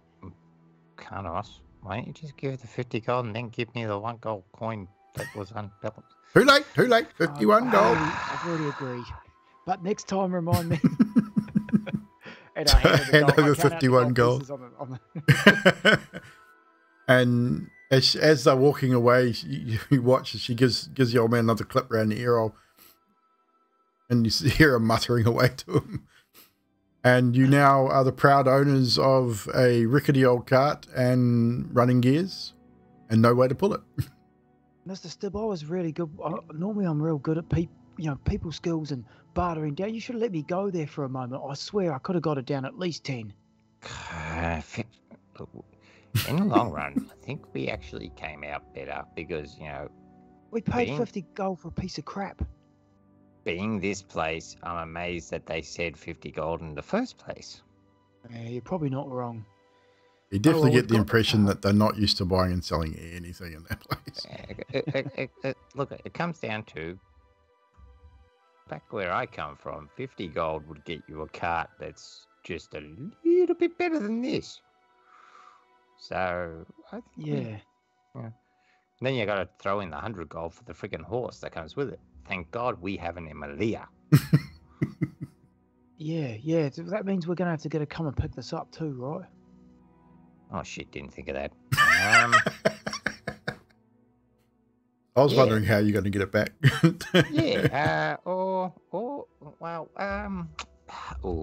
Scapus, can you pull? How strong are you? Can you pull this cart? I was wondering if you two jumped on the behind it and pushed, because and I'll steer. All right, that sounds like a plan. So you're going to push the cart back to the blue water inn? Push it back to the We'll get both Karnos and Skathis to make strength checks together. We'll do an average between the two. And Fibble for steering, not much steering control left and right. Make a dex check for me. We'll set the DC relatively low, but get you to make it in. See how long it takes you to get this thing back to this blue water in a 5. I'm going to use my flashing. Okay. So that's a 10. 14 for Karnas' strength. Skathis. And 14 as well. 14 as well. So you're able to sort of get enough weight on the back to get the sticky out bits at the front. If anyone knows what they're called, please put it in the chat, because I got no fucking idea. So you lift it off the ground enough, with Fibblesib's help, to get it off the ground at the front as he's sort of pointing you in a direction. Fibble's a little bit sort of weirded out by direction at the start. He goes one way and then goes the other way. It sort of fishtails a little bit as you finally sort of making your way up the street. And occasionally sort of veers off to one side erratically before straightening himself up. You can probably hear him muttering to himself at the front while he's doing it too, as Fibbleson was definitely wont to do. It's probably going to take you a good hour, maybe more, to get this thing back to the inn, but you eventually get it back there. When you do get back there, Ismark is sitting on the front stoop of the inn, just sitting, waiting. It's not raining. For Barovia, it's a relatively good day. There's no rain. It's not too cold, but the fog is definitely hanging thicker near as it normally does. Emily has probably made her way back to the inn also. And Adok is still nowhere to be seen. Not that you can see him at the front here. Zadriel is also not returned. She's not anywhere around either. As you guys you would park, there's a small stable-like area at the back of the inn which you're able to park the cart at, and you would eventually probably make your way back into the inn. Just once we drop it off, I don't stop to talk to anyone. I whip up into their room. I set up the beer making equipment, and I set it up ready to go, knowing that it will take a bit of time to brew while we go on our next adventure. When you're doing that, you do probably run into Emilia, either in her room or downstairs, wherever she might be. And going into the room, you would definitely see Adok, probably still in bed, just lying there or sitting there, quiet, probably looking relatively visibly not upset, but just weirded out. Just he definitely looks. There's something off about him, 100%. Hey, Adok, hello. Yeah. Yeah, you good, mate? Yeah. Guess what I'm doing? What? No idea. I'm making beer. You know, Right. mead. Yeah. Cool. What do you mean, great? Don't you? Goblins love booze, don't they? Yeah. Yeah. I'm gonna head downstairs. Oh, good. Go check out the cart. We got a cart. Right. Hey, is everything good with you? Yeah, beer's good. And then Alex will like walk downstairs. And yeah, pretty obvious he's not himself. Okay. And with that, you realise that Zadriel's not in the room either, and not downstairs. Once you do eventually make your way down there, Emilia would have stopped to get some bark. Yep. Which she would have put in her bag, and she was sitting on the end of her bed, trying to attach strings to her lyre. Oh, she's got a lyre. So you can have 3 strings on your lyre instead of 4.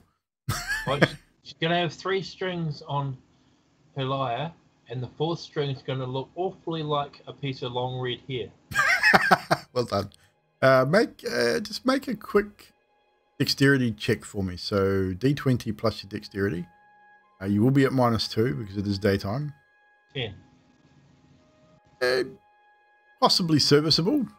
You've taken a few strands of your own hair, plaited them together, and it looks like it might work. Not sure. Well, she's only guessing because she has no clue how to play it anyway. It's a yoke.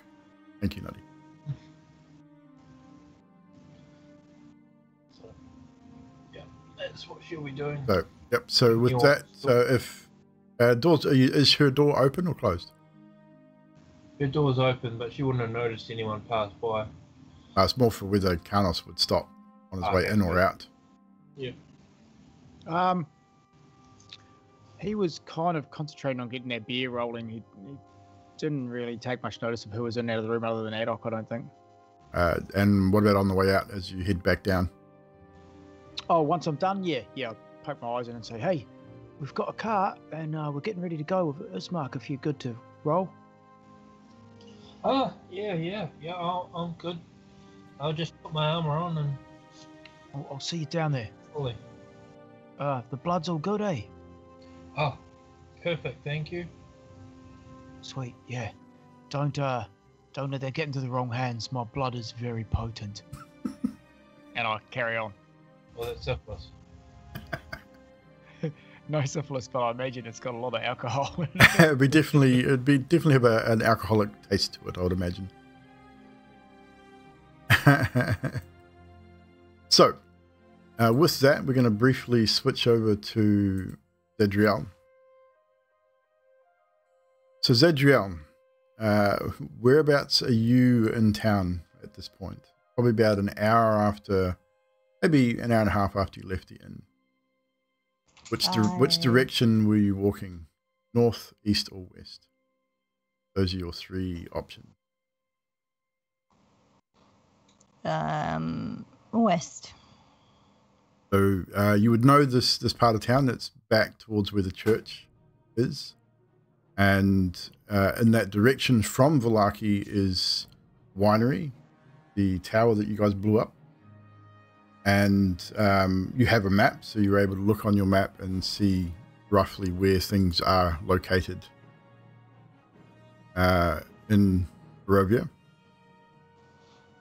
You take out your map,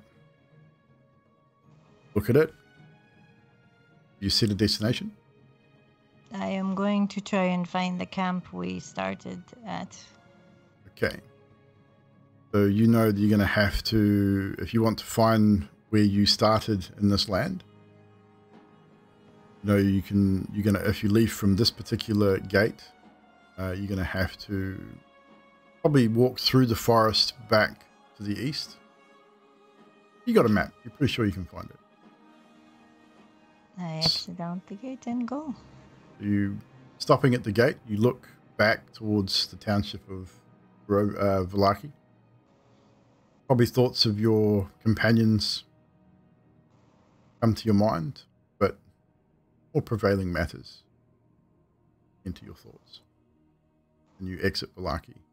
Gates close behind you, and Zadriel is gone. Back with the rest of the group. You are now sort of congregating downstairs. Ismark is there and says, ready. We're ready to go. What is our destination today? Braze, or are we going looking for stone? Where is Zadriel? She is not here.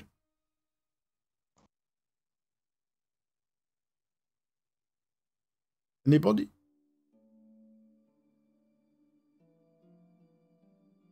I don't know, we'll get in a cab. Yeah. We talked to her this morning to see if she wanted to go anywhere, but she gave me some weapons to sell, and I've got some money for her, but I don't know, I haven't seen her. I will go for her. Did she say where she was going?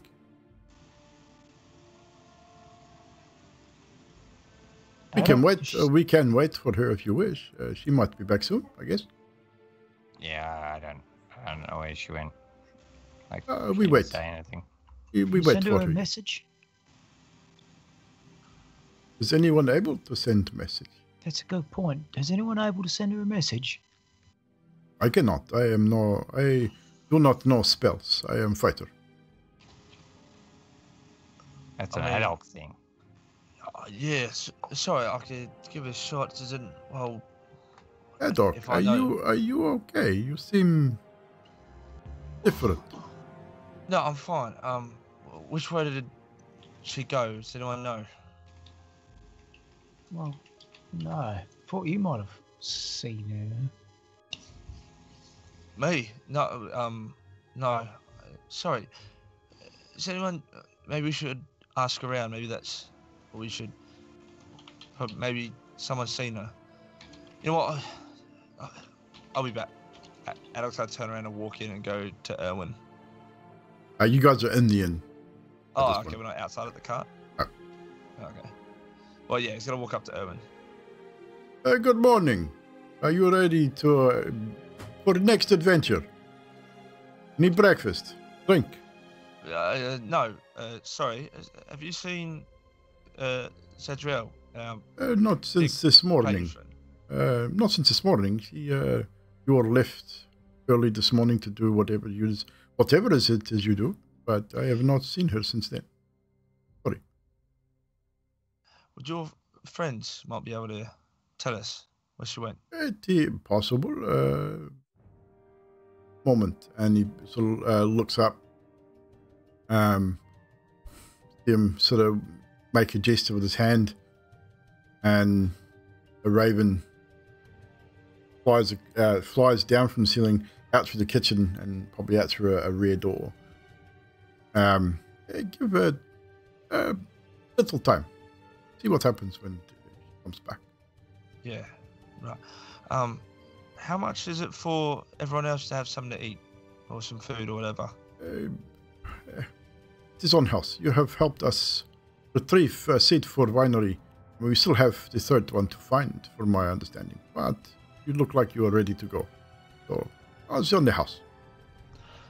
Right, thanks. Yeah, all right. Just don't tell my wife I said that. Huh. Will do. Thanks. And 5 or 10 minutes, he lays out some food. Just some basic like breads and fruit. Just sort of a light breakfast style type meal, grains, nuts, all that type of things. Fresh goat's milk and that as well, sort of laid out. So is there anything else you wish to do before the raven returns? Discussing amongst yourselves. Oh, Alec would probably just walk back to the group and say, look, I don't know where she went, but I've got someone looking for her. They'll let us know soon. Good work with whatever that is. Shambling. It's a cart. Yeah, I know, but sort of. It's not really a cart. Anyway. Yeah, so by this time you would have headed outside for the cart. Do you let them know that there's food inside for them? Yeah, I'll be like, yeah, there's something in there for you. It's not a house. If anyone's hungry. Yeah.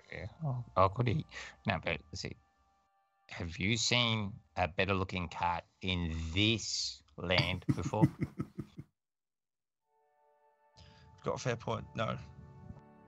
In fact, this is probably the only cart you've seen in this land so far, apart from the one that was at the. Actually, you have. The one at the winery was far better than this. Oh no. There was a good one that we blew up, but you know. Oh, and that wagon, yes. Yeah. Wow.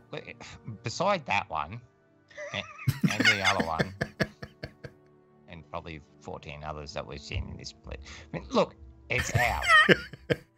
And it is a fine wagon, Fibblestep, I must say. It looks like it might hold a couple of people, maybe. Couple of modifications, and she'll be good. You've done well, Fibble. I'm sure you can fix it up. I'm quite sure of your skill. I've seen what you have made. You've made many things since you are being here. It would be okay. While they're chatting, Carlos taps Scathus and goes, Scathus, you search around upstairs for Zadriel, I'll search around down and try and get us to separate and have a look around. Yeah, so roll investigations.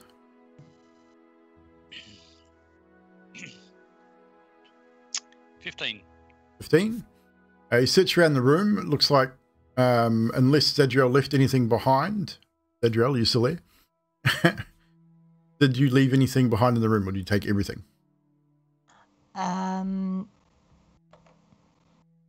Let's see. I would have left my letter on the bed. So just the letter from your fiance? Yep.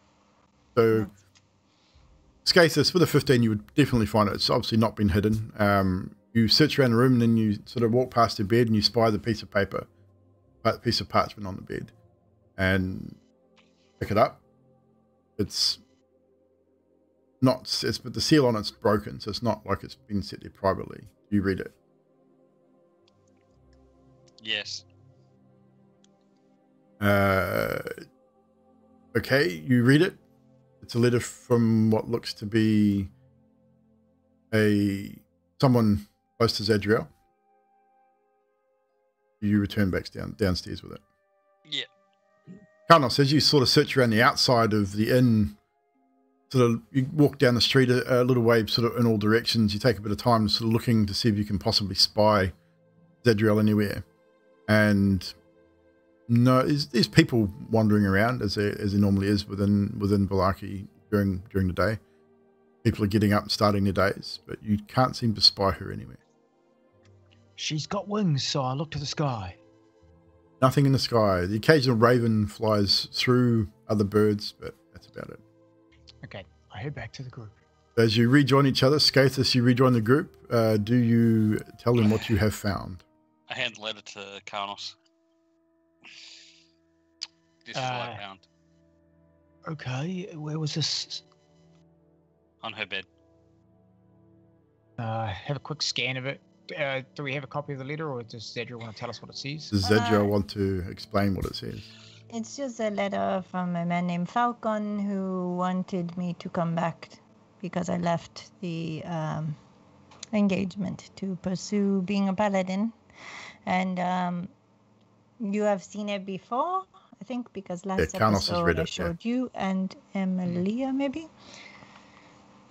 So, Karnos didn't show Emilia at that time, but Karnos, you've definitely read it before. So it's the same letter you read the previous day, I believe.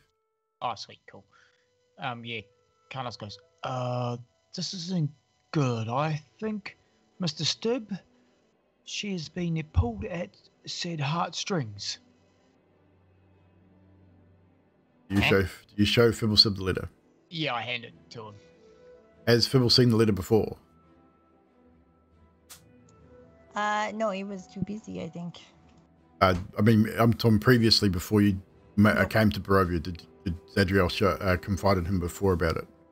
Okay, so this is the first time Fibblesib was reading the letter. Although he does know about Falcon, yes?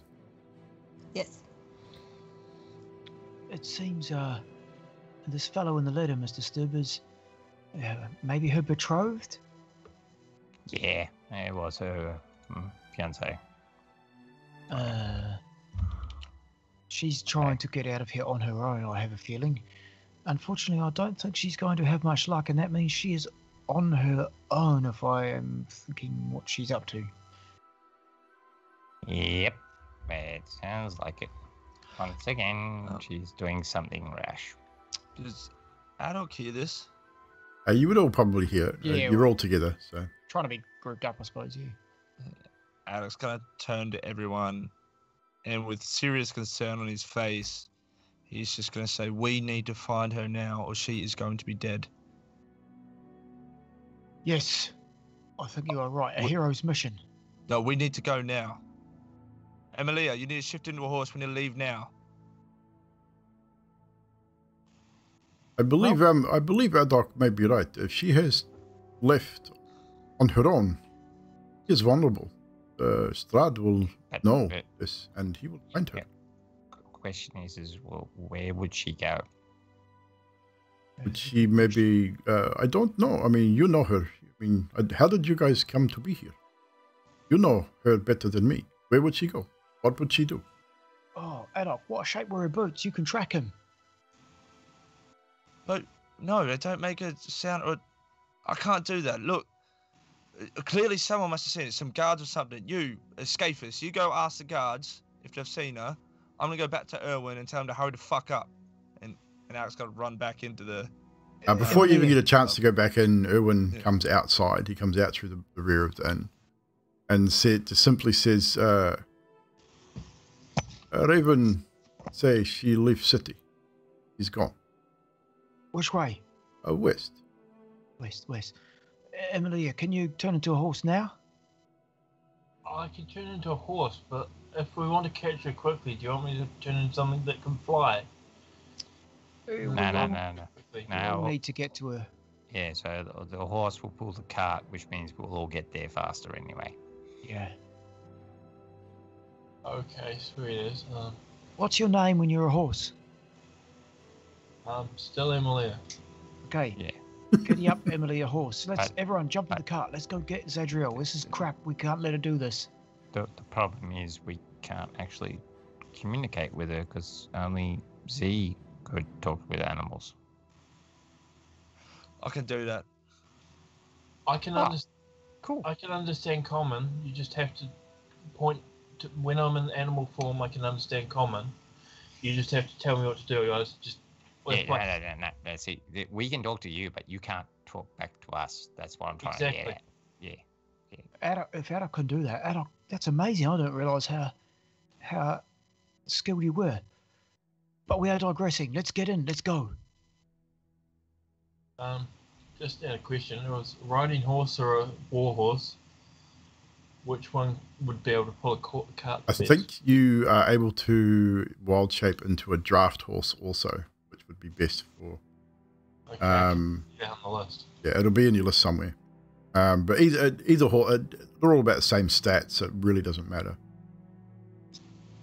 You said giraffe horse. Yeah, there should be a draft horse there somewhere. If it's not, just use the war horse. I think the stats are very, very similar, or if not the same. I guess we all jump on the cart. The rest of us. Who's driving? Who's hitching the horse to the cart? Who has skills in this? That's a good point. Yeah. I definitely would have had some skills in this. I definitely do. So, what are we going to roll for this? Let's make it a dexterity roll with advantage. I dare say Carlos definitely would have experience hitching horses to carts. Actually, no, make it an animal handling with advantage. Yeah. What's animal handling? Are we still in the inn at this point, or are we outside? You're outside of like a stable. There's like a mini stable type area behind the inn. Sweet as. Okay. 15's my That's for the cart. 15? That's not too bad. Takes you a little bit. It's been a while since you've done it, so it maybe take you about 20 minutes or so, 20 minutes, half hour to sort of figure out how this all attaches to the cart. And then obviously waiting for Emilia to shapeshift into the horse and then getting her into the harness. And then I sit up the front and I hand Mr. Stibb the whip.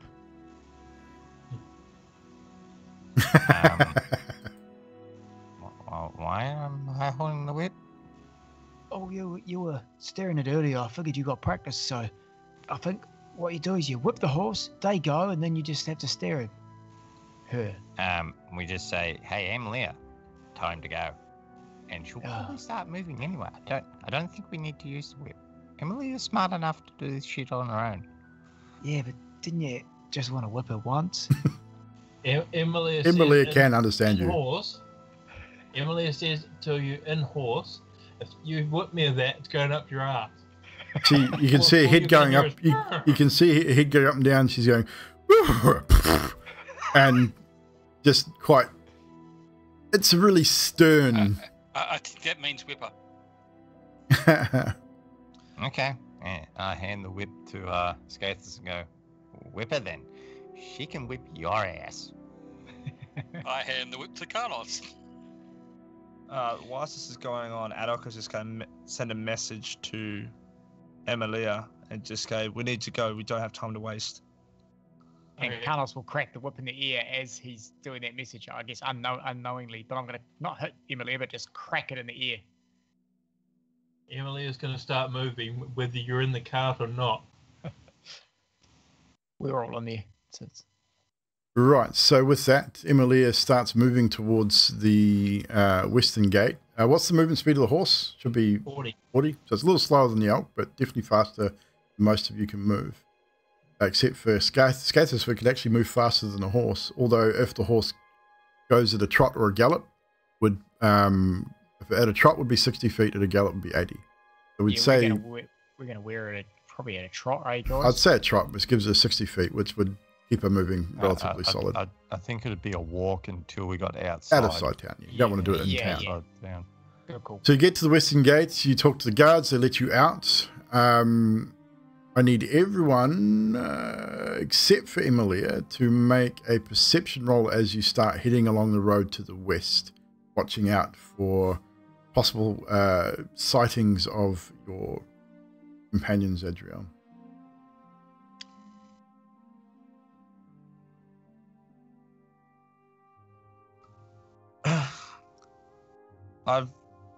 So Adok at the back, it's got a range of 120 feet for message. Is this going to be sending it every now and then?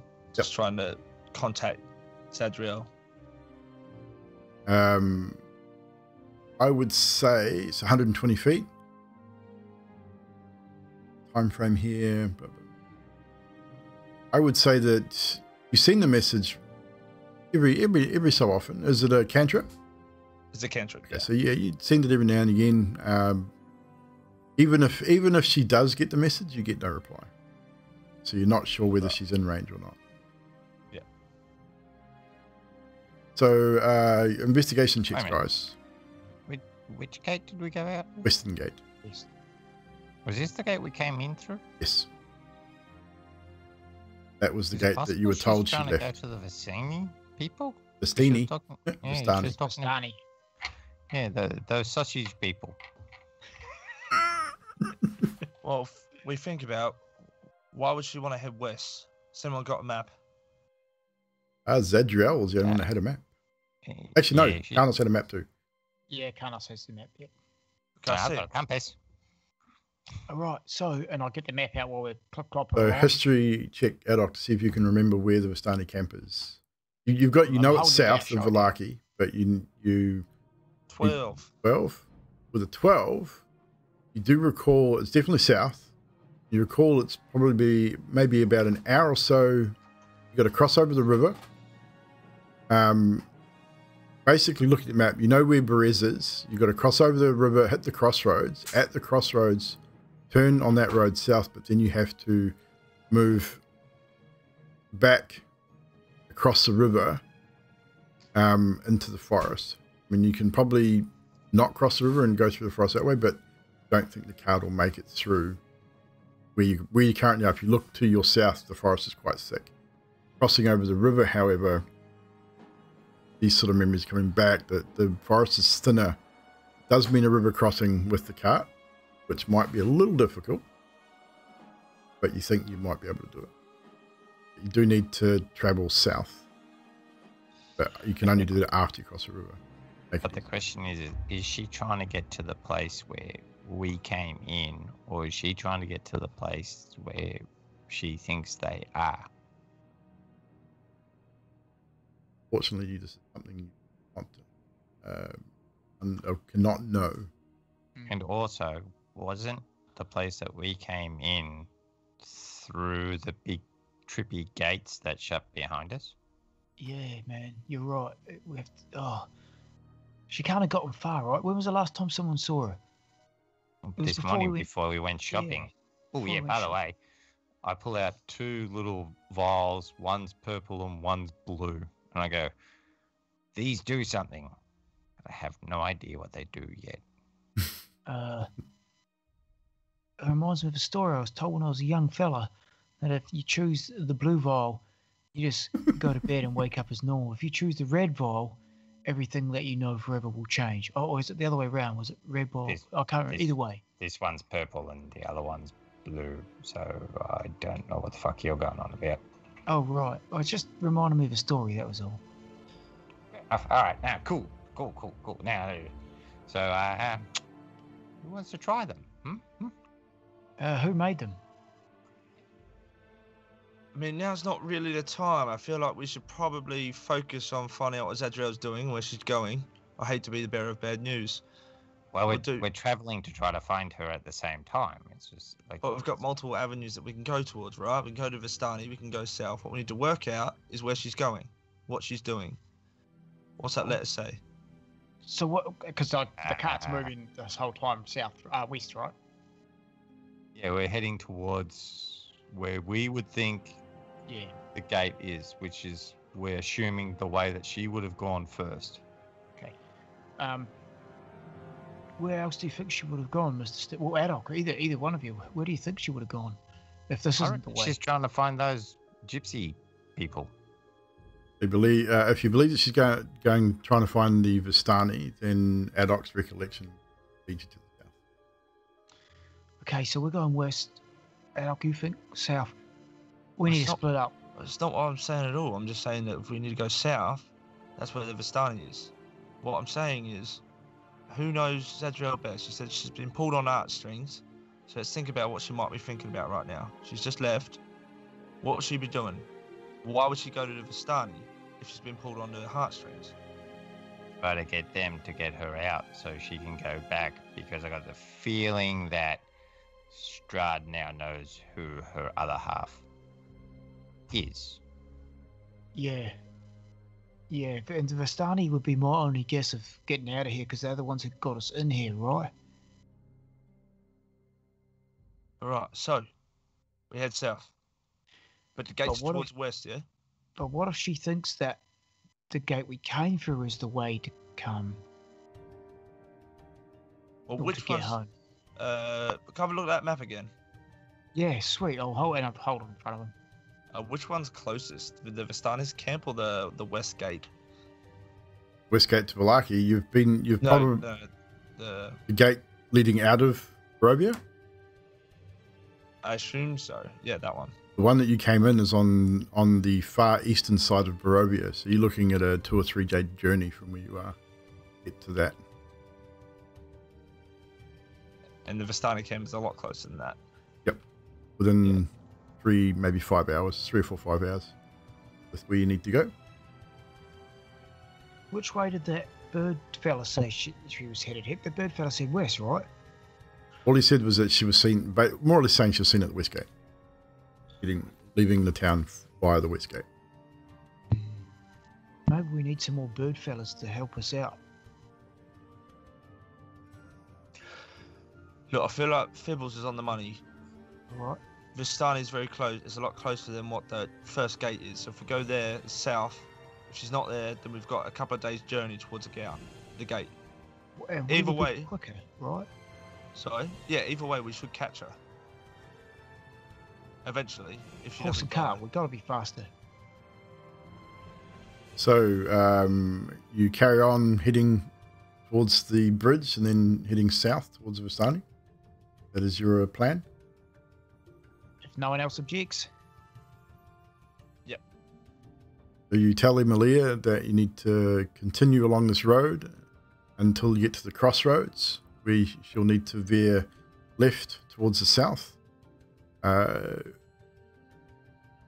you will, because you now have a relatively vivid memory of where things are, you'll know that you're going to need to travel maybe an hour along that road before you hit the less than pristine road leading towards the ruins of Berez, and then you'll need to find a shallow portion of the river to cross to head into the Slavich forest, where the Vistani camp is located. You also know that going into the forest, even during the day, is going to be dangerous. As you were traveling via a trot or a gallop, Emilia, what do you think? Because you would be hearing the discussion, you obviously can't participate because of the inability to speak with your companions, but with the urgency of their conversation, how fast do you travel? I'd be going probably the higher end of whatever this middle level was. So if you were traveling at a trot, you'd increase your movement speed out to 60 feet. So it would definitely pick the pace up. A gallop would bring you out to 80 feet, but you would only be able to maintain that for a minimal amount of time before you would suffer from exhaustion. You have 4 hours on your wild shape, I believe. Yes. Is that right? That's correct. 4 hours. So you would definitely be able to make it to the Vistani camp in horse form in that time. We are going to end the session there, ladies and gentlemen, as you reach the bridge and continue your journey. I don't want to go much further because we have a couple of random encounters we're going to have to roll in the travel. I don't want to get into that before we get with this close to the end of our session. So, ladies and germs, Zadriel has parted company with our current group at the moment. So, yeah, interesting.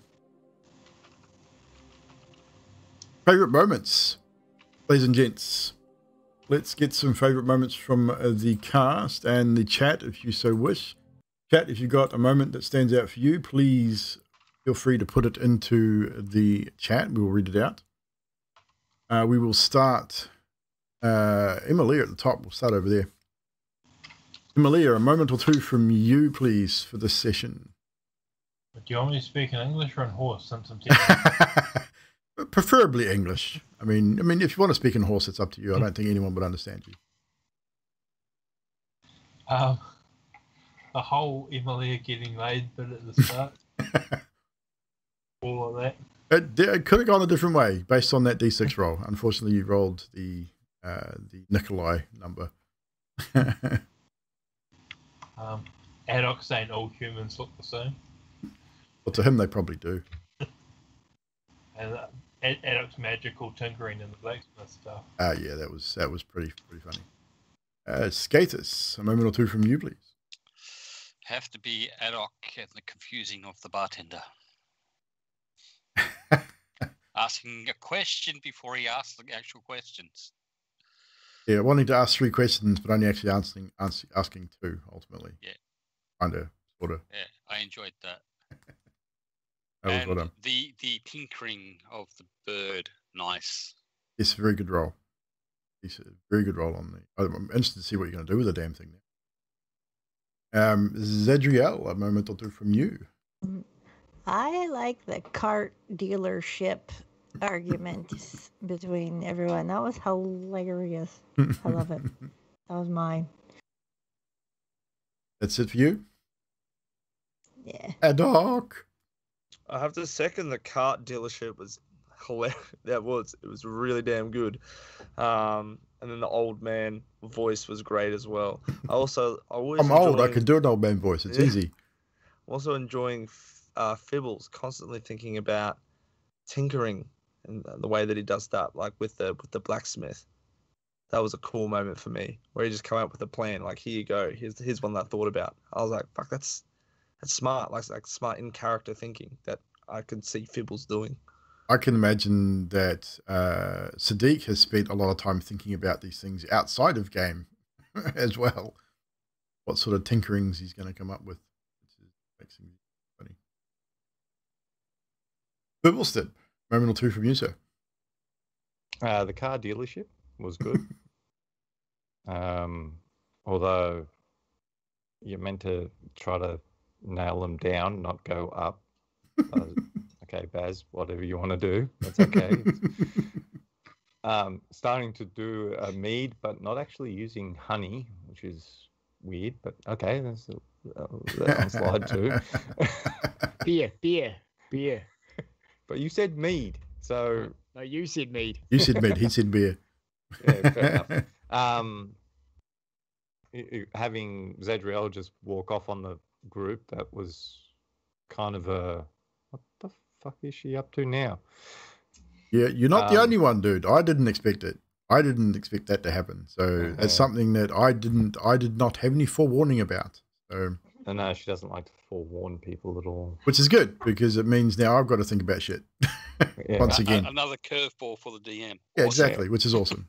Adok's, when he realized that shit's a lot more real than he originally thought, and how Cam played it. Oh yeah, definitely. 100%. I enjoyed that. Just that, his character went from let's all do this, and then it's like, oh fuck, we're all screwed type moment. It's like, yeah, that's pretty much my favorite moments for tonight. Yeah, I know. Yeah, so same thing. I've got a couple of difference here. Just some mentions at the beginning from Adok when he says, if Amelia feels like she wants to bite, she can just jab herself with a sleep dart. And, I thought that was great. He was going to jab himself with a sleep dart. Nonetheless, it was a good number. Fibble's comment early on too, talking about Skathis.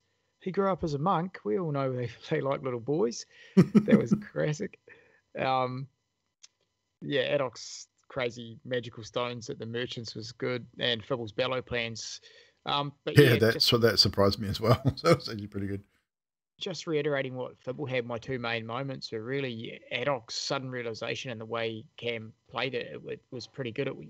That it was like the character had exactly that. Just suddenly realized that obviously he remembered what happened to his crew, and Zadriel wandering off. I was like, now what's happening? So as I a still player- don't know what's happening. It's something that Yanti and I are going to have to discuss at some point because I have no clue. It's all good. Play it fresh, but the good thing about it is, we don't really, as characters, know where she's headed or what she's thinking. She Exactly, could be yeah. out one gate, she could be going anywhere, and as characters and players, we don't have a clue. So it's And good. that's It's it. a I good mean, twist. you've traveled this road heading towards the bridge and you've not seen her. So that in itself is a concern. Would be a concern to everyone, I would imagine, that, okay, she's not on the road. She could be anywhere in Barovia. She's been gone for, you don't know how long. She could have left the town more or less almost straight away. So she's got a good 2 or 3 or 4 hours head start. So she could be anywhere in that time. I mean, she could already be dead for all you know. So When we see her, we'll just keep whipping the horse and make it run her down. So for me, yeah, obviously my moment is the Zadriel saying to me in chat, Zadriel's gonna just go away. He's like, wait, what? What? Hang on, okay.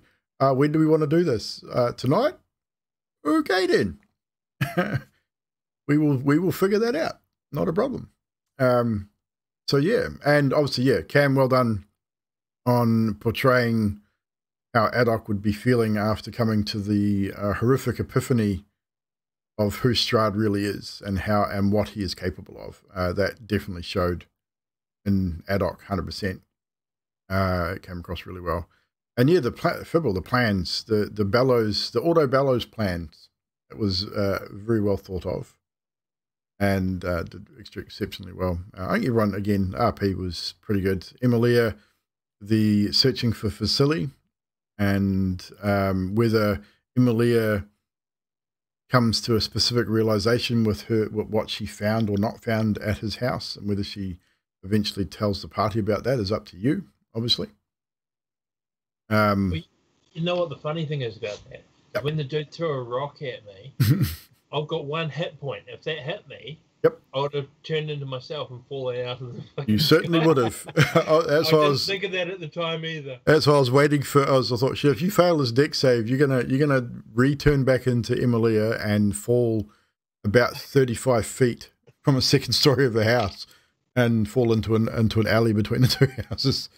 And probably take some pretty. I mean, you could potentially take a bit of damage from that. So, but yeah. But overall, another great session, guys. Thank you so much for being a part of the Curse of Strahd campaign with me. Chat, you guys are awesome. Jax did say, "I wonder what Skathis can do with his tail." Was another moment that sort of was typical Drax more than Emilia, I think. But these moments come out quite frequently throughout our campaigns, and I think always will. Hence the disclaimer that you'll see scrolling through the chat every now and again. But that is more for the Vampire Masquerade, which, again, guys in the chat and players, Sunday night, the start of the Vampire the Masquerade Blood and Belief Chronicle. So make sure you're there to join us for that. Friday night, unless otherwise informed, I Spy a Peak on Yanti's channel. So keep an eye on Yanti's Discord for that, for any postponements and or cancellations. But yeah, so thank you once again for hanging out with us. Appreciate it very, very much. We should probably find someone to raid, as we usually do on a Wednesday evening. Who is alive? I'm playing D&D tonight. We've got Lost Archives playing Dungeons & Dragons. Who else? Oh, how did the horror game challenge go? Oh, yes. Yanti, how'd the horror game challenge go? My ears still ring every now and again. Hey, must say. at least you had the ability to turn the speakers down. I could I was imagine. on the other side of the house, and I could hear those two screaming sometimes. It was insane. Is that going up on the YouTube? There are lots of I think clips. so. Yeah, there's clips on my channel on the VOD, too. Yeah, check out the clips, Twitch. man. Discord, there's a bunch of clips that Drax put up. There were some pretty epic moments. It was so funny. Eventually I had to turn the speakers right down because it was Yeah. making my speakers buzz. That's how loud they got. Yeah, turn your And my volume down speakers as are much- pretty good, so to make them buzz, yeah, it's pretty rough. But it was fun to watch. It was funny. And you still haven't finished. That's the funny part. You still got more to go. Anywho, so we're gonna raid yeah, Lost when's the next one, Archives. by the way. We're not gonna Whenever talk the about next it challenge. right now. But I think you said that the next one you're going to make Ella play, which would be funny in itself. I think she's just about as bad as you. So going to raid Lost Archives, guys. Thank you so much for hanging out with us again this Wednesday evening. We'll see some of you on Friday night for the I Spy Peak campaign, and we'll see all of you back again here over this channel for Vampire Masquerade. Until then, stay safe, take care, and we'll see you next time.